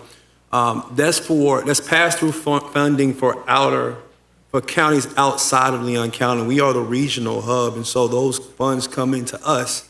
And then we, in turn, give those funds out to, I think it was Liberty, Wakulla, and a couple more. And so I want to confirm it, but ma'am, come on up. Will you confirm to me that none of the other grant dollars that are in that package will be spent on flock cameras? That's correct. So, and am I correct in saying that the money that's in there, the $440,000 that's in there for flock cameras and training is for our counties? What are those counties? Who are those counties? Wakulla, Jefferson, Liberty, and Taylor. Exactly. So does Leon County Sheriff's Office use that technology as a current? Not as part of this grant, no. Okay, thank you. So what I would like to do, Mr. Chair, if you will allow it, is I would make a motion for the rest of those grants and take out the piece specifically, the $440,000 specifically for flock cameras in that technology. I'll second the motion for discussion. Thank you, Mr. Chair. All right, so we have a motion on the floor. I just want to understand the motion on the floor. Okay, I seconded by myself. I do have one more question. I'm sorry. So this motion passes, that money is denied, what's the next step to those outlying counties? We'll have to go back to the DSALT Council and review how they want to spend those dollars. Okay, thank you. Yeah. I got a question. Go ahead. I'm gonna wait on this item, but go ahead. You know, speakers have brought so many elements, so many points, and the reason compelling to be concerned about these cameras is the number of people being shot on the streets by ICE. It's unclear who ICE reports to. All this picture taken associated with ICE. Who is ICE's boss? Is ICE under the state? Is ICE under the county? Is ICE under... People don't know who ICE is. And when you sue ICE for its conduct, do you go to the FBI and sue Mr. Patel, or is he at a party? What happens? So I'm alarmed, and as you all know, hell, you all heard me say that we don't need to put these cameras in no school district. I got tickets in the school districts, not knowing, no notice, other people getting bumped by money's being raised. And as has been pointed out by speakers, the ownership of the cameras and the promotion of the cameras benefit select corporate owners who've pushed these on legislators who've received contributions major from the camera owners. There's a connection in this network of espionage, a totalitarian type of, as I was listening to speakers, I was thinking about J. Edgar Hoover and the strength of a Hoover to have information, so to speak, on people, whether erroneous or not. But us not knowing who ICE is, and people getting shot weekly all over the country. This is, and someone said this is not America. These are very important points. And so my concern is that we have a government that's operating above the government that we know, perhaps alongside, underneath, external to. Who is this new government? It's amazing. And so I wanted to state for the record, commissioners, that I'm sure that we're on the side of everything that we're hearing in the direction which this motion goes. I stand with it, supporting. Thank you. Mr. Vice Chair. Thank you. I stand in support of what we heard today and the motion. And at a time when it's easy to say, well, we're just local and it's outside of our hands, I'm proud to be part of a board that is willing to do everything within our authority to make sure that we stand with principles of the people in our community. So I appreciate the motion and support it. Thank you. Commissioner Cummings. Thank you, Mr. Chair. I support the motion as well, but I just want to ask the maker of the motion, ask Commissioner Maddox, moving forward with that, do we envision workshop? What do we envision or anticipate? Yeah, so the chairman, you can speak to it. The chairman asked for a workshop to come back specifically on those agenda item, to come back specifically on flock cameras and that surveillance. And it should be coming up soon, at our next meeting, so. Oh, that's right. Yeah. We've already had that at a couple of meetings before. Yes, ma'am. So it's coming back. So I didn't ask for it because the chairman had already had the foresight to ask for it. And so we anticipate that once that agenda item come back, hopefully we'll get some clarification and some information regarding to the usage, extent of the usage, whether or not there's any room for any direction, I guess, from the board. And if we're satisfied, then that particular encumbrance on that particular amount of federal funds, we'll have some direction on that. Is that what we anticipate after the workshop? Okay. Oh, yes, ma'am. Thank you. Thank you. Mr. Chairman, I'm going to ask one other inquiry. To what extent are we compelled or forced to receive monies, even though I don't believe all money is good money? But in this area of domestic espionage, we've been forced to receive monies, receive tools, surveillance tools.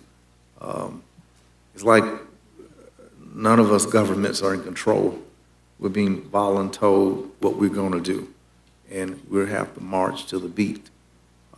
Increasingly, we feel that we can't speak on this issue. We're being told we can't talk about that.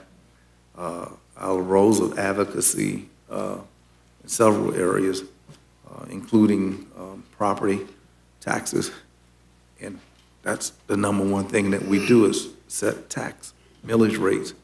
But the one critical thing that we do is property taxes, but we're told that with respect to Amendment 3, there are limits to what the very core nature and the character of work that we do, and as an instrument for setting property rates and raising the property taxes, there are things we can't talk about. So I don't know, the whole role of being a government official is feeling flaky, and I think that to the extent that this matter weakens, undermines, and makes us not only look like flakes, but to the extent that we also feel like flakes, because what once we had sole discretion to do to set, that's being chipped away, and there's not much platform. We're on automatic control, and we're not setting the thermostat. We're just merely the thermometers, and we're not setting the temperature. And I'm very concerned in a number of ways. Thank you, Mr. Chairman. Thank you. Commissioners, here's what we're going to do. I'm going to weigh in on this item, so it's going to be a little bit untraditional. I'll weigh in on this item. We're going to go to the public speakers, and then we're going to vote, right? Ladies and gentlemen, I want to say this. In our May meeting, I requested an agenda item to come to us, and it's coming in our September meeting, that lays out the full purview that we have at the local government level to manage or prohibit or to enforce or to remove LPRs and flock cameras. I want to be very clear about my position. I love our law enforcement. I support our law enforcement. However, I hate those damn cameras. And I think they are an invasion of privacy. I don't like seeing them driving in neighborhoods. I just drove to Panama City Beach over Memorial Day weekend, and they're everywhere. And so I hear you, and we hear you in regards to how you all feel. And I want to make that very clear. I can't speak for my colleagues, but I can say that typically this board takes a position where everyone feels heard. And so I want you to trust that this item is going to come back in our September meeting. Everyone will have an opportunity to speak on it. Our staff is doing a full analysis on it, and we will be able to make a decision with having all of the information. So I want you all to know, I don't want anyone to leave here today and think that we don't hear you or that we're just forcing more funding on this. Commissioner Maddox's motion basically approves funding for surrounding counties, but is holding the piece for Leon County. And I imagine we will circle back to this when we have the agenda item come back to us in the September meeting. And I wanted to lay that out so everyone knows and the public knows that we've heard you all. We understand that technology is evolving, and with that, policy needs to change. And me personally, I feel what you all feel, and I don't like my privacy being encroached on, particularly as we go through our everyday lives. So I believe Commissioner Maddox has a quick question. I do want to get the public speakers. Yeah. You have a question? I just want to make a comment. Okay. I just want to correct something, Mr. Chair. Okay. The motion takes out all fundings related to LPR Correct. block cameras. And as I understand it, because of a timing issue, we won't be able to come back and review it later. They'll have to go back and they'll have to figure out something else to spend that Okay. money on. So That's fine. it will take out all monies for us and surrounding counties related to LPRs and block cameras. Thanks for the point of clarification. Commissioner Cummings? Yes, I just wanted to. Thank you, Mr. Chair. No, I just wanted to get the county commissioners, the county administrator, I know we have the agenda item coming back, and I know they're working on it. But to the extent that the grant, I guess, that particular portion of it will be paused for the most part, depending on what we do at the, at our next meeting, or when the agenda item comes back, or if we have a workshop. How does that adversely affect Leon County and the surrounding counties as well?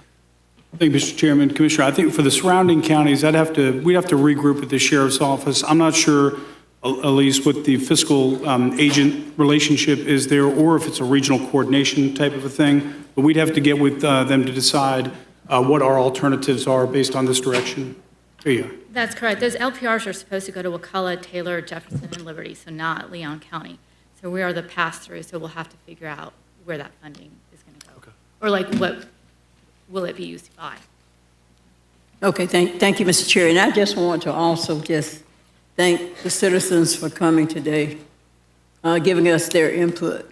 And as I often say, we're here to represent you. You elected us, and we're here to listen to your concerns, allow you to voice your concerns. And I think you should feel good about the fact that we've heard you and we've taken action in a positive manner to address your concerns. So thank you all so much for being here. Thank you, Commissioner Cummings.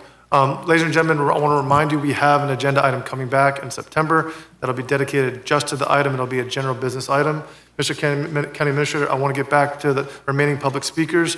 I want our timekeeper to set a time of 90 seconds per speaker, and then we'll take a vote on the item. Thank you. Next speaker, Messiah Mims, to be followed by Evan Dunlap.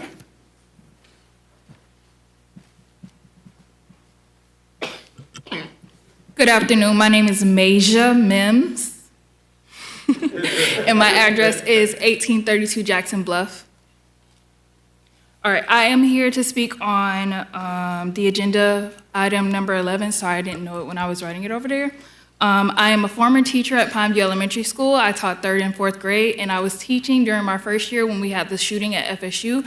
And Pineview is less than a mile from FSU, and I only had 2 of the 40 students that I teach that day on lockdown. And I could only imagine what it would be like for someone to come into our school with a weapon and cause harm to those students. So if I don't want to feel that fear in an elementary school, I definitely don't want to feel that fear in a Leon County government library where people come to enjoy books, enjoy the programming, and get the resources that they need. So definitely think about how much sense that makes. Thank you.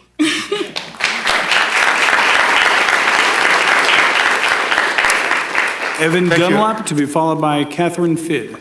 Thank you so much. Just a friendly reminder, ladies and gentlemen, we're on agenda item number 4, so I do appreciate Ms. Nims' comments, and they're duly heard, but we do have that item coming back as a separate pulled item in number 11. But just wanted to thank you for your comments. Yeah. Next speaker. Evan Dunlap, I believe he's making his way up.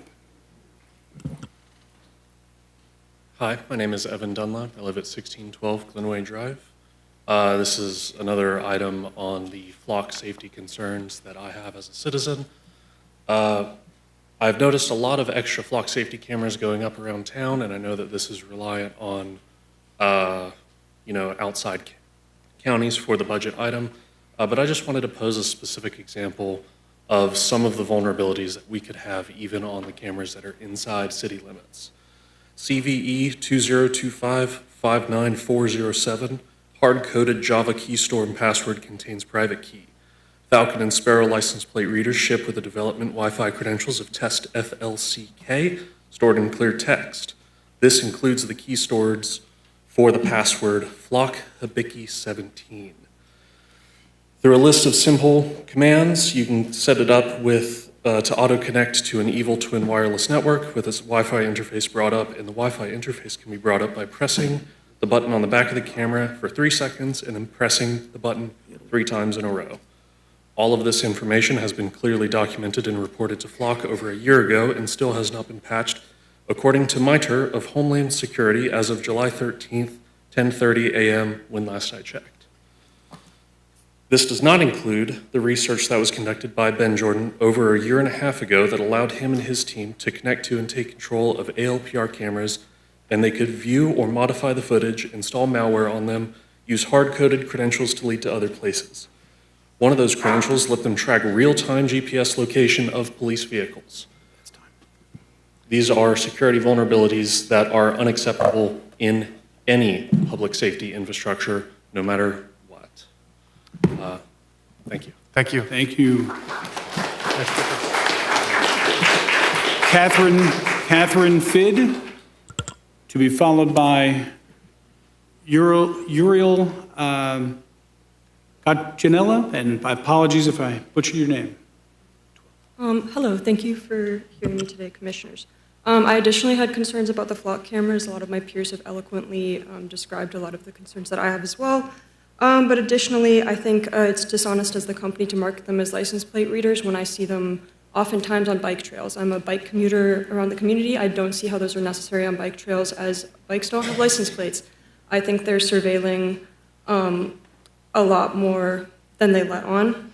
Additionally, I think flock kind of reduces innocent until proven guilty. I think a lot of the information you see, I've seen examples a lot where they're used to kind of chase certain people and pursue incorrect convictions. So I think it reduces the need for like good old-fashioned detective work and relies too much on AI and surveillance systems. Additionally, I believe it is fuel for the prison industrial complex. And then another thing that I didn't hear anyone mention today is I've seen flock drones around the community. So they have drones as well, and that to me is really concerning. They have this highlighted. You can look online. They actually, like, this is included in, like, what they say as their surveillance stuff. That is a complete other concern of mine. I'd also like to comment on agenda item 20, which is the annexation of a large parcel of land in northern Florida. To me, Florida is synonymous with protection of our wetlands and our wildlife. Tallahassee itself is a biodiversity hotspot of a lot of different animals and plants. My dad said when he was younger, he'd go drive across country and there would be like a lot of like bugs splattered on his windshield, and I've just seen a huge reduction of bugs. I've seen a huge reduction of birds and just like wildlife in general. I don't think it's beneficial for our communities, and I don't think it's beneficial for our city in general to be taking this majority wetland and wildlife area and to put another strip mall and like mass consumer. Like this isn't even for like small businesses. These are all like huge commercial areas. A lot of people pay money for fishing licenses to feed their families. This is also reducing that. Additionally, there have been studies that have shown that hot Ma'am, sun- yeah. the timer went off. Okay. Thank you so much for your comments.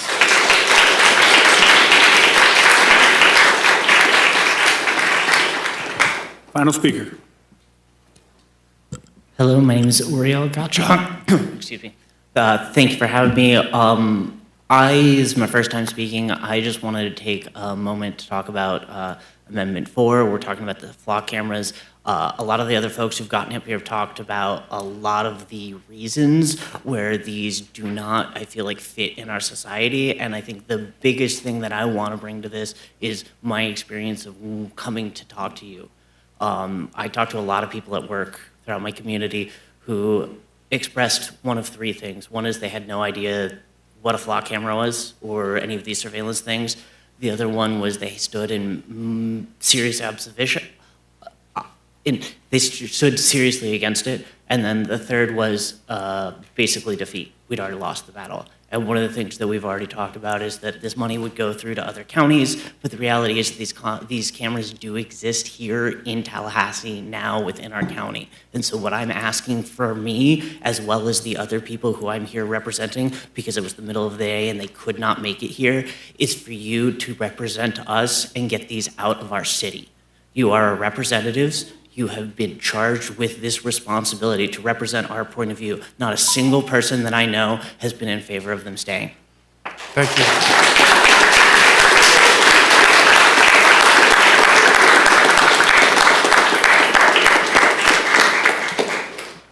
All right. That concludes your speakers, Mr. Chairman. Everyone who spoke on item number 4, I appreciate you all for being here, and I appreciate the decorum remaining in the chambers. Commissioners, we have a motion on the floor moved by Commissioner Maddox, seconded by myself. Any more discussion? Seeing none, all those in favor of the motion signify by saying aye. Aye. Any opposed? Aye. Commissioner Welch, are you in the affirmative? Yes, sir. Okay. Yes, sir. Passes unanimously. And we are now on item number 11. Thank you, Mr. Chairman. Item number 11 was pulled by Commissioner O'Keefe. It is an update to your library policies. Happy to answer any questions you might have. Mr. Vice Chair, you're recognized. Sure. I'm going to make a motion for staff recommendation for discussion purposes. Okay, we have staff recommendation, option 1. Yes. Okay, moved by the Vice Chair. Is there a second? I second. Second by Commissioner Cummings. Mr. Vice Chair? Thank you very much. So there's a number of issues with this, as some speakers talked about. Before I get to that, actually, I'll start there. One of the policy changes here is to remove a prevention to have firearms brought in libraries. And as we've been briefed and in previous items, this is related to either a court ruling or a statute that says people can open carry in Florida, and the only exceptions are courthouses, which we happen to have a commission chamber in the courthouse. Can we get an explanation just confirming the cause and any of why we're changing that policy in this document, and what opportunities we have to not change this item? Go ahead, Madam Attorney. Thank you, Mr. Chair. There was a court ruling late last year that invalidated a statute. Now, we cannot prohibit people from open carrying in libraries, period. We are preempted by state law, and if the commission takes action to try to prohibit open carry in libraries in violation of state law, there is a statute that provides for multiple consequences for the county and county commissioners who try to do that. Thank you. And so this is there any discussion, or do we know if anyone at the state legislature is talking about sort of a law cleaning this up that allows that community areas like libraries are allowed to have exemptions? Is that a possibility as a legislative priority? Good afternoon. Yes, Commissioner, this last session, a couple bills were filed specifically to clean up this long gun loophole. However, neither of the bills were ever scheduled in committee. However, given that this is a remaining issue, I do highly anticipate it to come back for next session, and we are planning on including it in our priorities, recognizing the issues that we're facing at our own facilities. Thank you. Okay. All right. My other questions are about this. These policy changes at first seem very straightforward as far as administrative stuff, but my concern is a number of them make it harder for some 16 and 17-year-olds to get library cards. And so I have some questions, and I want to confirm some numbers on the record. So we have currently, when does someone become delinquent? Anyone, not a minor, but an adult. When a library card holder has fines, when do we turn off their ability to borrow more items? Thank you, Mr. Chairman. Commissioner, I'll defer to Pamela. Thank you, Commissioner. So, excuse me, we turn off those fines when they are 42 days delinquent. However, we have many ways that people can, that they can kind of waive those fines. Okay. So you have a one-time waiver. We also offer payment plans, and a person can also appeal to the director. We have a form that I can waive those fines. I can go in and look at the situation. Okay. And is it accurate that we currently have about 3,100 16 and 17-year-olds in Leon County who have library cards? That's accurate. Okay. And anyone under 16 can get a minor card that is managed sort of by their parents? That's correct. Okay. And this policy change if we accepted it, would make 16 and 17-year-olds essentially treated like those minors, and instead of being able to get their own library cards, they have to have a parent apply with them, and there's some other requirements. Is that a fair assessment? That is correct. Okay. What is the problem we're fixing here? So 16 and 17-year-olds are not fiscally responsible for those cards, and overdue fines are books that they may have lost or anything like that. So they sit in this holding pattern. We cannot send them to collections. We can't collect fines. That's one of the main reasons why we are changing this policy. And currently do they get treated like any other person where after 42 days, we basically turn off, they can't borrow anything more, so we don't have any more risk of them borrowing and losing or damaging items? That is correct. Okay. And can you confirm on the record for the numbers for me, of 16 and 17-year-olds, currently 1,220 have fines? That is correct. For a total of $3,500. That's correct. So, and a number of those aren't late, right? That's somebody, doesn't have to be someone who's 42 days late. It could be someone who dropped off a DVD late yesterday. Yes. Okay. So, okay. This policy, when does someone become delinquent? This policy talks about the policy adds that for a 16 and 17-year-old, they can only get a library card if their parent applies with them and that parent is not delinquent on their own library card. When does someone become delinquent? Actually, someone becomes delinquent day 22. Day 22? Yes. Okay. And if it says that's the rule, your parent has to be in good standing, can't owe 22-day or older fines to get a library card as a 16 or 17-year-old. Yes. What happens if you already have a library card and your parent, who's your sponsor, then becomes delinquent? Are we proactively, pausing your access as a 16, 17-year-old? No, we're not. It's only as you get it. Yes. Okay. And let's see. If someone is delinquent at 42 days and their access is shut off, they can't borrow more books. That's correct. They can't lose more DVDs. That's correct. They can't borrow kayaks and computers and mess them up. They cannot. So my point is that our exposure does not continue as far as a financial implication. They can still come into the library. They can, And so use the library. yes. Yes. Okay. There's also more strict renewal requirements, right, in this policy. Every 2 years, you have to come in and provide documents, the same documents you do when you get your library card, like something proving you live here. Right now, you can just renew online, which I love. I renewed. And I love getting the library books on my Kindle. So my question is, that change is to prevent people who no longer live here from keeping using the library card? So actually, Commissioner, there's always been a 2-year renewal policy. We just have actually put it in the policy. Okay.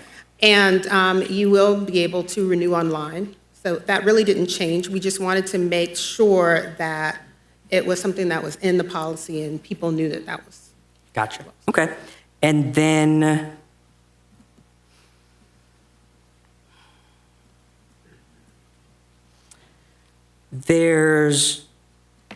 does anything in this about a parent being delinquent change how we treat the people under 16? No, that's not. Okay. Let's see here. And then we have in here, this is not new, but we have in here that we can refer people to collections after $100 in fines and over quarterly billing. When was the last time we sent anyone collections agency for library fines? So we haven't sent anyone to collections since before 2020. Okay. So I'm gonna, and again, what's the most expensive thing at the library someone can borrow and not return? The most expensive thing that we have is our laptops, which are about $899. Gotcha. Okay. And, okay, and that's not changing. It says that the county instead of the county attorney can send to collections. So I'm going to set that to the side for the moment. And then another important question is back to the security issue. We have, right now we have private security, hourly private security at the main library. And in the past, we've had sheriff's officers.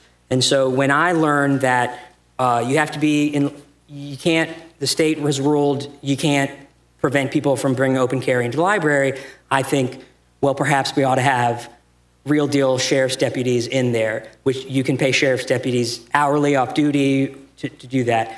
What would be the cost impact if we said, hey, all right, let's switch some private, and no shade to the private security. My dad was hourly private security, and he would have told you a sheriff's office or deputy would be better. But what would that cost us if we said, let's step up the security since this is a thing?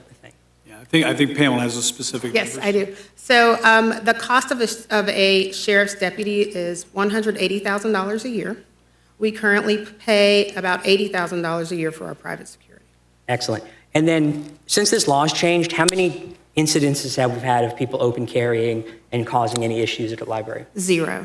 Okay. All right. Thank you. Colleagues, the reason I pulled this was because of the library issue, the 16 and 17-year-old issue.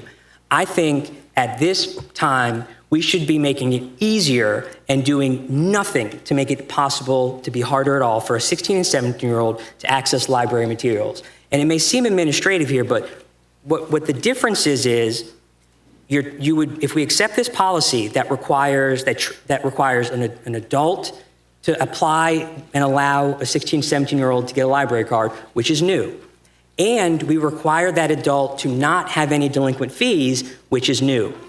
You have different classifications of 16 and 17-year-olds.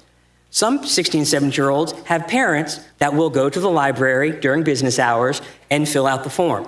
Some 16 and 17-year-olds have parents who will make sure they don't have any fines.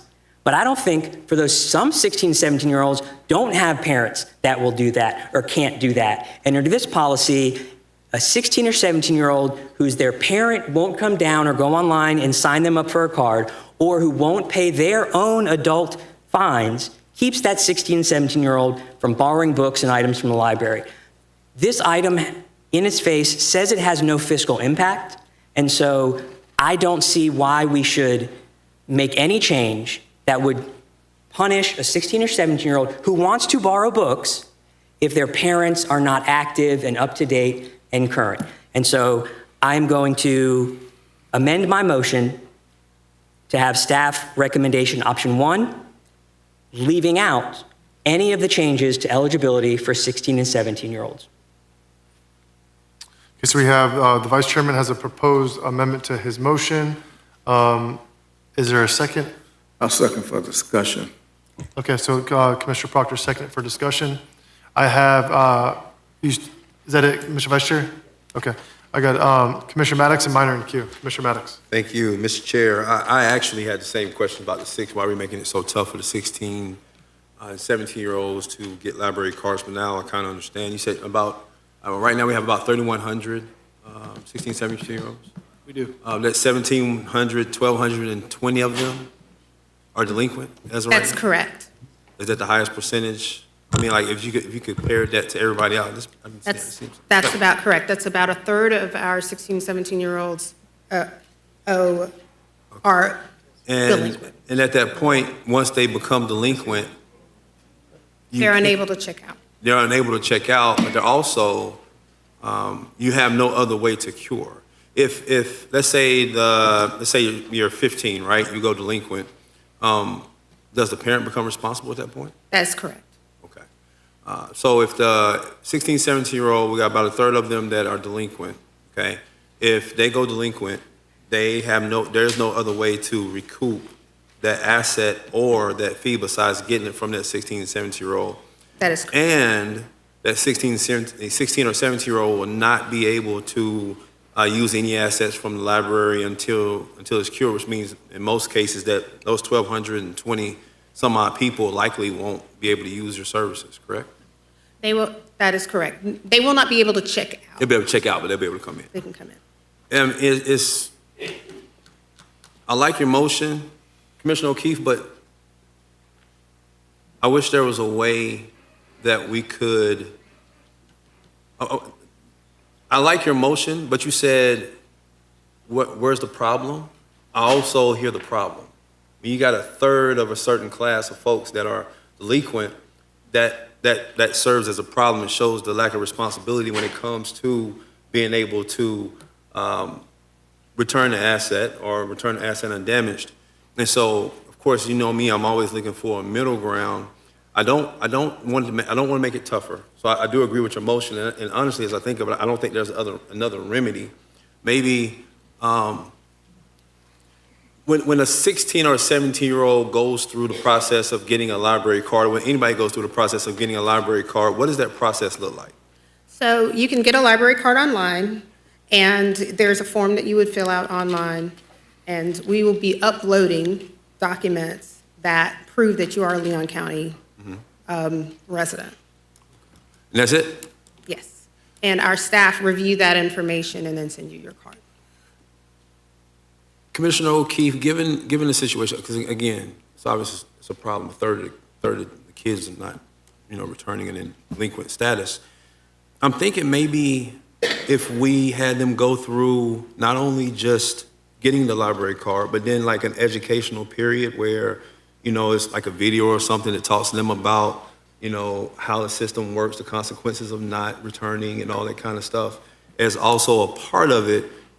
Does that help, or does that? I'm trying to figure out a way to hit that middle ground of going the extra step to make sure they understand the responsibility that comes with a library card, right? And also dealing with the problem of a third of our 16 and 17-year-olds are delinquent. I'm not even sold on going as far as what I'm speaking right now. I just think it is something that, obviously, if you got a third of them, there's a piece that's missing for them, for those young folks. There's a piece that's missing there that we're not providing that might keep them from becoming a part of that 1,220, because nobody wants, if you got a library card, you go there, you want to be able to check stuff out.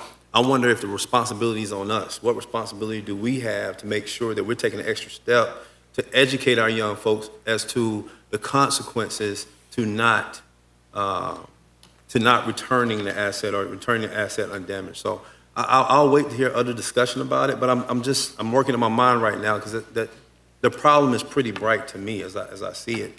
I just wonder if we, not necessarily making it harder for them to get a library card, but taking another step to educate those who do get the library card as to what the consequences is if the asset isn't returned. Now, is this a common thing? I'm sure you've talked to other libraries and stuff like that. Is it a common thing amongst young folks of 16, 17-year-old? So there are counties have various ways of dealing with this. Some of the larger counties actually do 18, just as we're proposing now. So it's, like I said, it is probably split halfway, I would say. Okay. What we're really trying to do is we want to make sure that there is a person that is responsible for these things that people are checking out. 16-year-olds can come into the library, 16 to 17-year-olds can, check out a laptop in the library for in-library use. And so, if something happens to that laptop, can't do anything. Yeah. We cannot charge them or anything like that. We can't send them to collections because they're in that, they're in that little period where they're 16 and 17. Thank you. Thank you, Mr. Chair. I got Commissioner Minor, Proctor, and Cummings, and then we're going to vote on the motion. Thank you very much, Mr. Chairman. Ms. Monroe, I'm sorry, I had some other follow-up questions. So, really good discussion on this. I have a hard time taking library cards away from 16 and 17-year-olds, 3,100 of them. But at the same time, I also recognize our need to protect resources and assets that belong to the library, that belong to taxpayers. So you just said a second ago that a 16 and 17-year-old with a library card that is not co-signed by the parents could come in and check a laptop. If that laptop is not returned, we have no recourse to claim damages for that lost laptop, correct? That's correct. Commissioner Maddox was talking about a middle ground, and one thing I want to kind of bring up, an idea, is I have a hard time taking library cards away from 3,100 16 and 17-year-olds. But what I do want to do is make sure we protect the assets so that if someone needs a laptop, that laptop remains there so that other people can use them. One thing I want to suggest is perhaps we continue the policy of providing library cards to 16 and 17-year-olds, but for expensive equipment, like laptops, like kayaks. Maybe there's a dollar amount threshold. That requires a parent to co-sign it. It's a great idea. That would be, I know that adds a little complexity to the workflow here in terms of making that actually implemented in the IT system. But that would be something that would be a good compromise. We still have the 42-day deadline of fees, and if they are not able to return books and other materials that are less than, say, $100, they aren't allowed to check anything more until they bring those other items back or pay the fine. But for some of the expensive items that belong to taxpayers, I think it makes sense for us to require a parental signature with parental responsibility for those expensive items because they belong to taxpayers. Is that something that you would find amenable, Commissioner O'Keefe? Respectfully, I wouldn't. I could explain why, but you can tell me if it's appropriate to do that now or wait till it comes back to me. I don't mean to, what I'd like to do is request a substitute motion to. I just want to point out, kids can borrow laptops plenty long now, and of all the teens, they still only owe $3,500. So more than that amount has not walked out the door on laptops for all the teens. That's why. And I recognize the fact that a 16 and 17-year-old, 16 or 17-year-old that doesn't have a laptop at home needs a laptop. And the only resource they might have is checking it out from the library. But at the same time, they need to have responsibility to return that back. And so I'm glad you started this conversation. It's an important one to have. And I mean no disrespect, but I'd like to have a substitute motion that would adopt that policy change to Commissioner O'Keefe's motion. Okay, so we have a substitute motion by Commissioner Minor. Could you cleanly state the motion? Yes. So essentially, Commissioner O'Keefe's motion, with the one exception, which is that we would still continue to allow library cards to be checked out by 16 and 17-year-olds without parental permission. However, there's a cost threshold to that, such as like, what's $100 or whatever Ms. Monroe would deem appropriate, where anything above $100 that they would check out would require a parental signature and require the parent to pay for those fines should those items not be returned intact. Okay, great. Is there a second to that motion? I'll second the motion myself. And the reason I'm going to second that, and I got Proctor Cummings and the vice chair in the queue. And so the reason I want to substitute the motion is because I love the spirit where you're at, Mr. Vice Chair. As I was reading the item, I agreed. I don't think that we should be making it harder for kids to be able to check a book out at the library. However, we have a duty to taxpayers. It's not our assets, it's taxpayers' assets to make sure that things are being returned so that everybody can use them. And I like where your head's at. I think it's a common ground where the more expensive items need parental signature. And then, everyday items such as books, school supplies, whatever it may be, kids still have access to it, which I think is super important. So I think it threads the needle very well for enforcing responsibility while making sure our kids have the ability to use, literature and things to help them be successful in school. I think it's a great balance. I'm going to go to Commissioner Cummings, and then Proctor, then O'Keefe. Thank you, Mr. Chair. And thank you, Ms. Monroe, for all of the information. But I just want to know from a factual standpoint, are we having issues with big ticket items being returned to the library?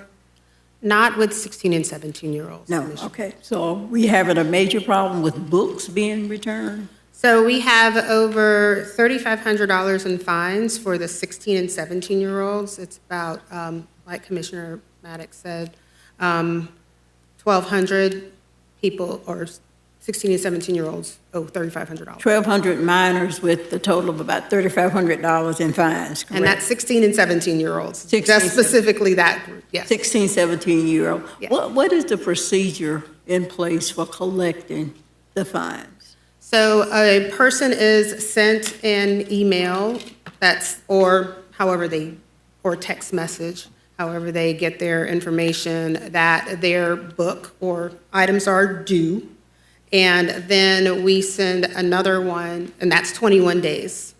And then we send another one at 42 days saying, your items are due, we're going to bill you for them. And then after that, they get on a list. So we continue to try to collect, but their card gets barred. Do you know right off the percentage of the collections that you all have done compared to overall fines?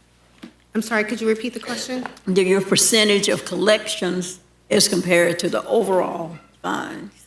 So we have accrued so far,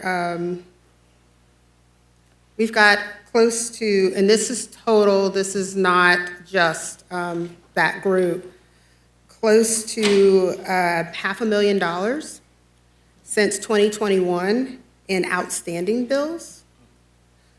Bills paid, we have 227,000. 227,000.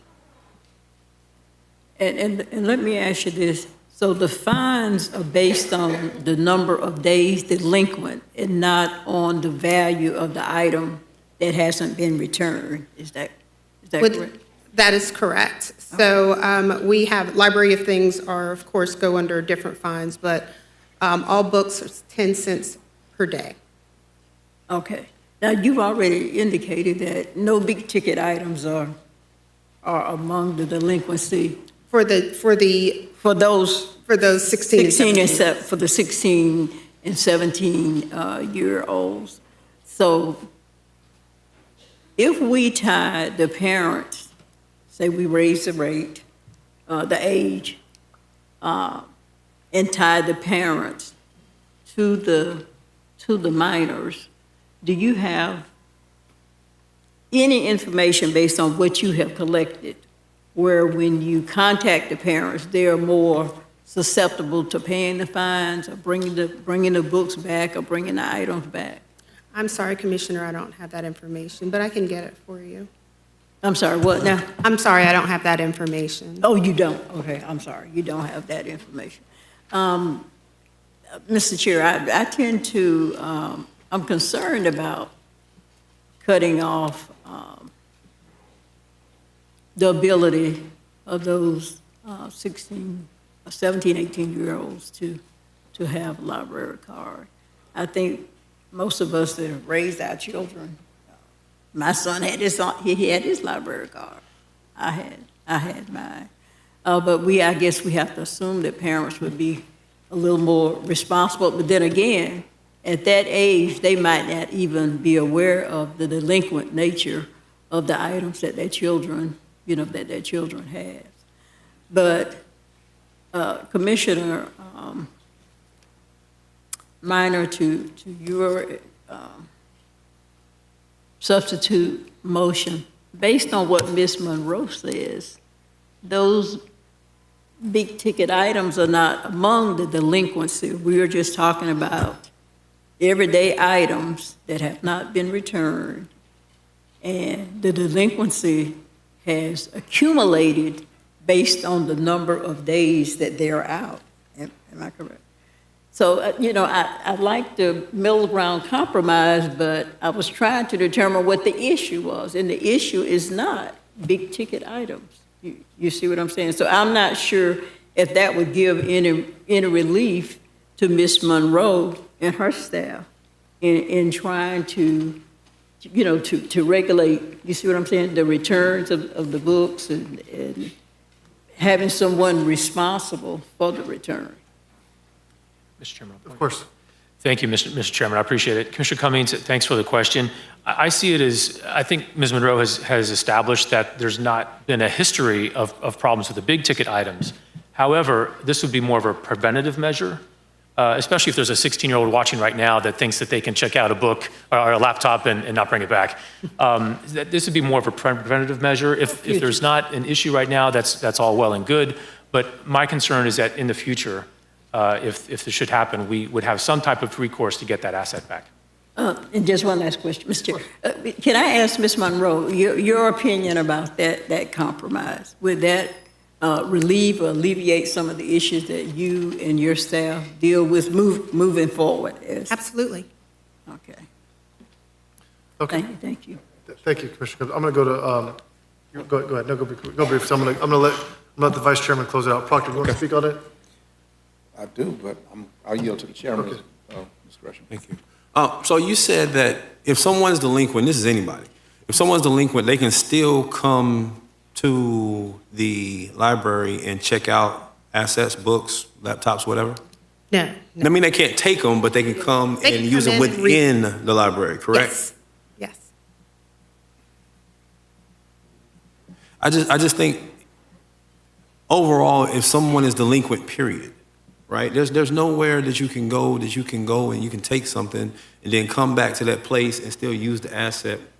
I don't care if you're 16, 17, or 21. If you take something out of somewhere and you don't bring it back, and you can come back and you can still use it as long as you're inside. I mean, I just think there should be some kind of consequence. Maybe even to the point, because you said how much in delinquencies do we have? Overall, total, close to 5 million. I mean, I'm sorry, no, not 5 million, close to 500,000. And this isn't just 16 and 17-year-olds. What do you guys think about the idea of if you are delinquent at the library, if you are delinquent, you take something out, you lose it, you don't bring it back, not only can you not check things out, but you also can't use assets within unless you bring that back or you pay that delinquency. I mean, it may be a little rough, but at the same time, I think. Commissioner Proctor wants to talk on the point. Let me just say, Commissioners, we're at a critical point, and a lot of the points coming here now, the dumbing down of America. AI, I'm almost dreading going back to teach constitutional law in the fall, because everybody writes a perfect paper. I don't care what topic you put out. All students bring just PhD level responses. And it's not plagiarism. I think that we should not make the library a punitive space where 16 and 17-year-olds, and I've never watched a study, but at some point around 14, 15, 16, 17, the separation of those who commit to being scholars, those who develop critical minds, those who really focus and lock in on something that leads them forward. Somewhere, that's a critical stage. And we don't need to tie punitive measures to students. I think Joe Biden said we're fighting for the soul of America. And a part of that soul has been free flow of information. But if you owe the library $1.39 for some book, you say 10 cents a day, you owe $1.40 for the book, and you can't get that free flow of information. We're warning young people that age to think about getting a voter registration card. I'm not sure perceptionally at 16, 17 if you know the difference between a voter card and a library card, but the library card is punitive, and just casually thinking about it, maybe my voter card carries a penalty. Once upon a time, it did carry a penalty if you was not tight and right. But after 1965, presumably, you could vote without poll taxes and literacy exams, et cetera, intimidation. But this is a form of intimidation if you're poor. To be intimidated that you don't have $5 to pay for the late fee in that building is not for me. And you cut off, you deny yourself, you recognize the class of individual, and students are no more wealthier than their parents are. And you self-impose that the public library was not intended for you and your use. And I'm not sure how incrementally we accept our place in society. And I'm not sure how we cut ourselves off from access, self-imposed. But I believe that many students at 16, 17 are searching for the future. And the free flow option to go and, do I want to go to Harvard or do I want to go to Howard? Do I want to go to Yale or do I want to go to Spelman? These questions, and I think, commissioners, that what we would want to promote is intellectual curiosity. What we want to promote are young people feeling free to go to resource centers.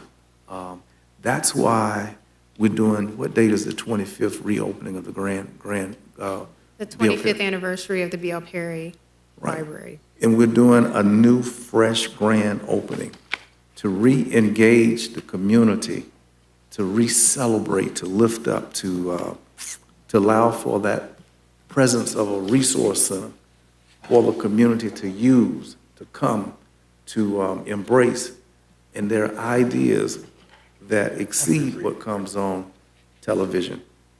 That's why we have these centers. We got one out there, down there by y'all's neighborhood. We got one in Commissioner Welch's neighborhood. We got one out there in y'all's neighborhood. And county has been careful to make information available. I'm not sure, I'm confused by the substitute motion and all of this right here.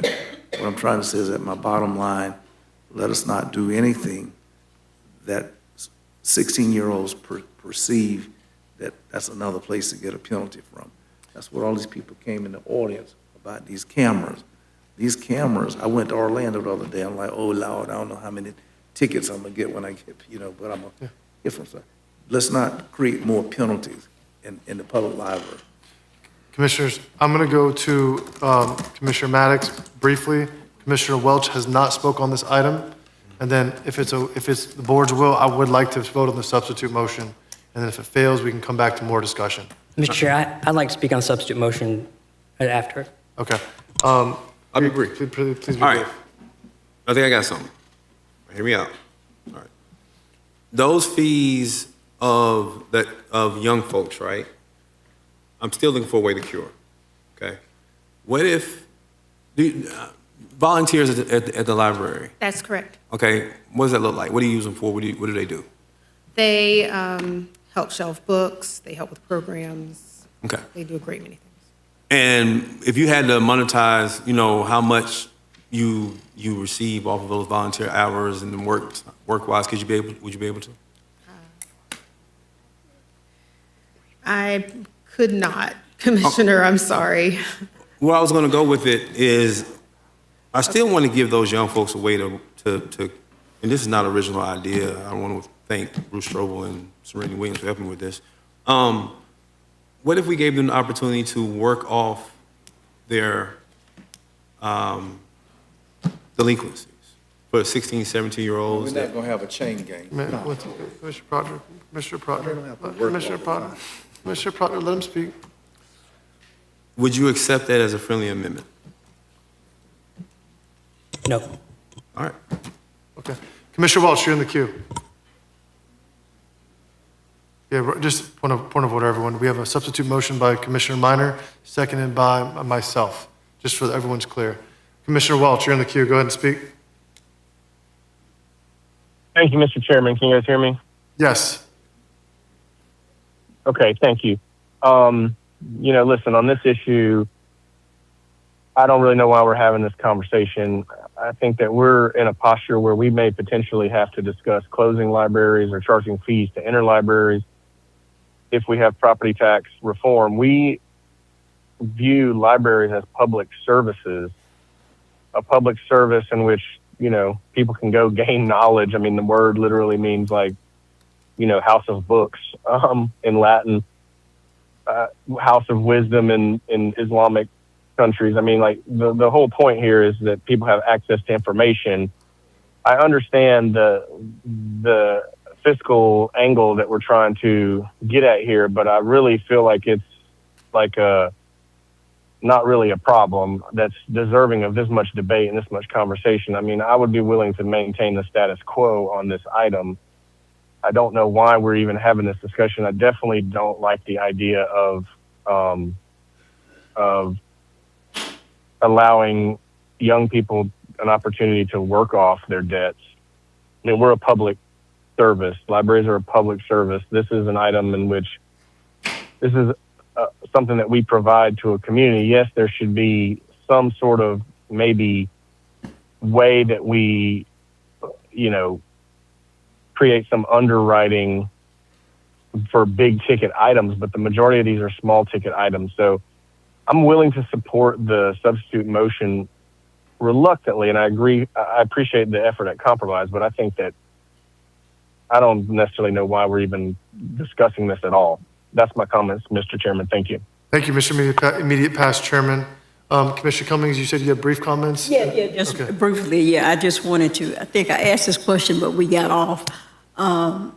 Is there a redemption period for delinquency where you advertise to everybody from this date to that date, turn in your material, turn in your books? So there's about I want to say a 24-hour period, but I'd also like to say that a person can't get their library fines waived. We have a one-time waiver for library fines just at the desk without even coming to me. And that's also an option, as well as if someone has overdue fees, they can also opt into a payment plan. So we try to offer many ways so that their fines are paid. I just wanted to make sure that I gave you that information as well. Okay, and then my other question is the collection process. Other than notices, they're not sent to the county attorney or outside counsel to collect through the parents or anything, right? It's just a letter that comes from the library, right? It would be a letter. We send our list to the county attorney's office, but we have not collected since 2020. Okay, and letters go out to? Letters would go out To 16 and 17-year-olds? They would go out to, yes, because they got their cards independently, but we can't collect from them, so they're not going out. Okay, but we never considered a period of maybe 5 days to advertise.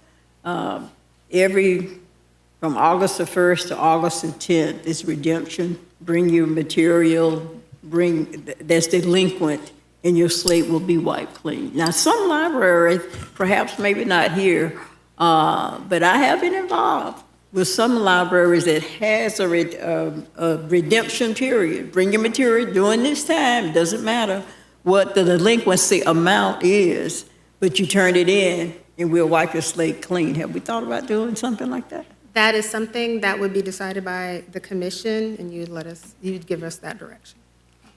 Thank you. Thank you. Mr. Vice Chair, briefly take us home because we're going to vote on this item. Thank you. Real quick. The $3,100 of fees for the teens, they're not delinquent. How much of that is delinquent, and how many people is that? The total fees owed was $3,100. Yes. So 35. Sorry, 35. The 3,500, Yes. what's actually delinquent? Yeah, that is delinquent. That would be delinquent. That's all okay. Yes. Okay. What was the funding source for the big items? The laptops, the kayaks, the library of things? Wasn't it the Foundation of Friends of the Library? So it's various laptops and hotspots, things like that. They are, some of them are grant funded, some of them are also, the county pays for. And our Library of Things program is funded by our Friends of the Library when they give us a check every year. Perfect. The last thing I'll say is my fundamental objection is some 16 and 17-year-olds do not have parents that will work this out with them, and some do. And I don't want any 16 or 17-year-old who lost a book and doesn't have the money and doesn't have parents who will clear it for them. We want them in the library. They used to give us free pizza for reading books. We ought to be giving books to 16-year-olds for free. Thank you. Thank you, Mr. Vice Chair. All right, here's what we're going to do. We're going to vote on this item. Substitute motion made by Commissioner Minor, seconded by myself. All those in favor of the substitute motion signify by saying aye. Aye. Aye. Any opposed? Aye. No. Okay, so it's 3-3 with Commissioner Proctor outside of the chambers, so the motion fails. So we're back on the original motion. Restate the motion. The motion is to accept staff recommendations for all the policy changes, except changes to 16 and 17-year-old library card policies and eligibility. So that would, I second that motion. yes, ma'am. So you're saying that, Mr. Vice Chair, that the policy would not change, you're saying? So Correct. 16 or 17 would be treated the same. That part would not change. Okay. So we have a motion on the floor, back to the original motion made by the Vice Chairman, seconded by Commissioner Cummings. All those in favor of the motion signify by saying aye. Aye. Any opposed? Aye. Passes unanimously. All right, Commissioners, we're going to, it's 5:35, we'll reconvene at 6 o'clock for public hearings.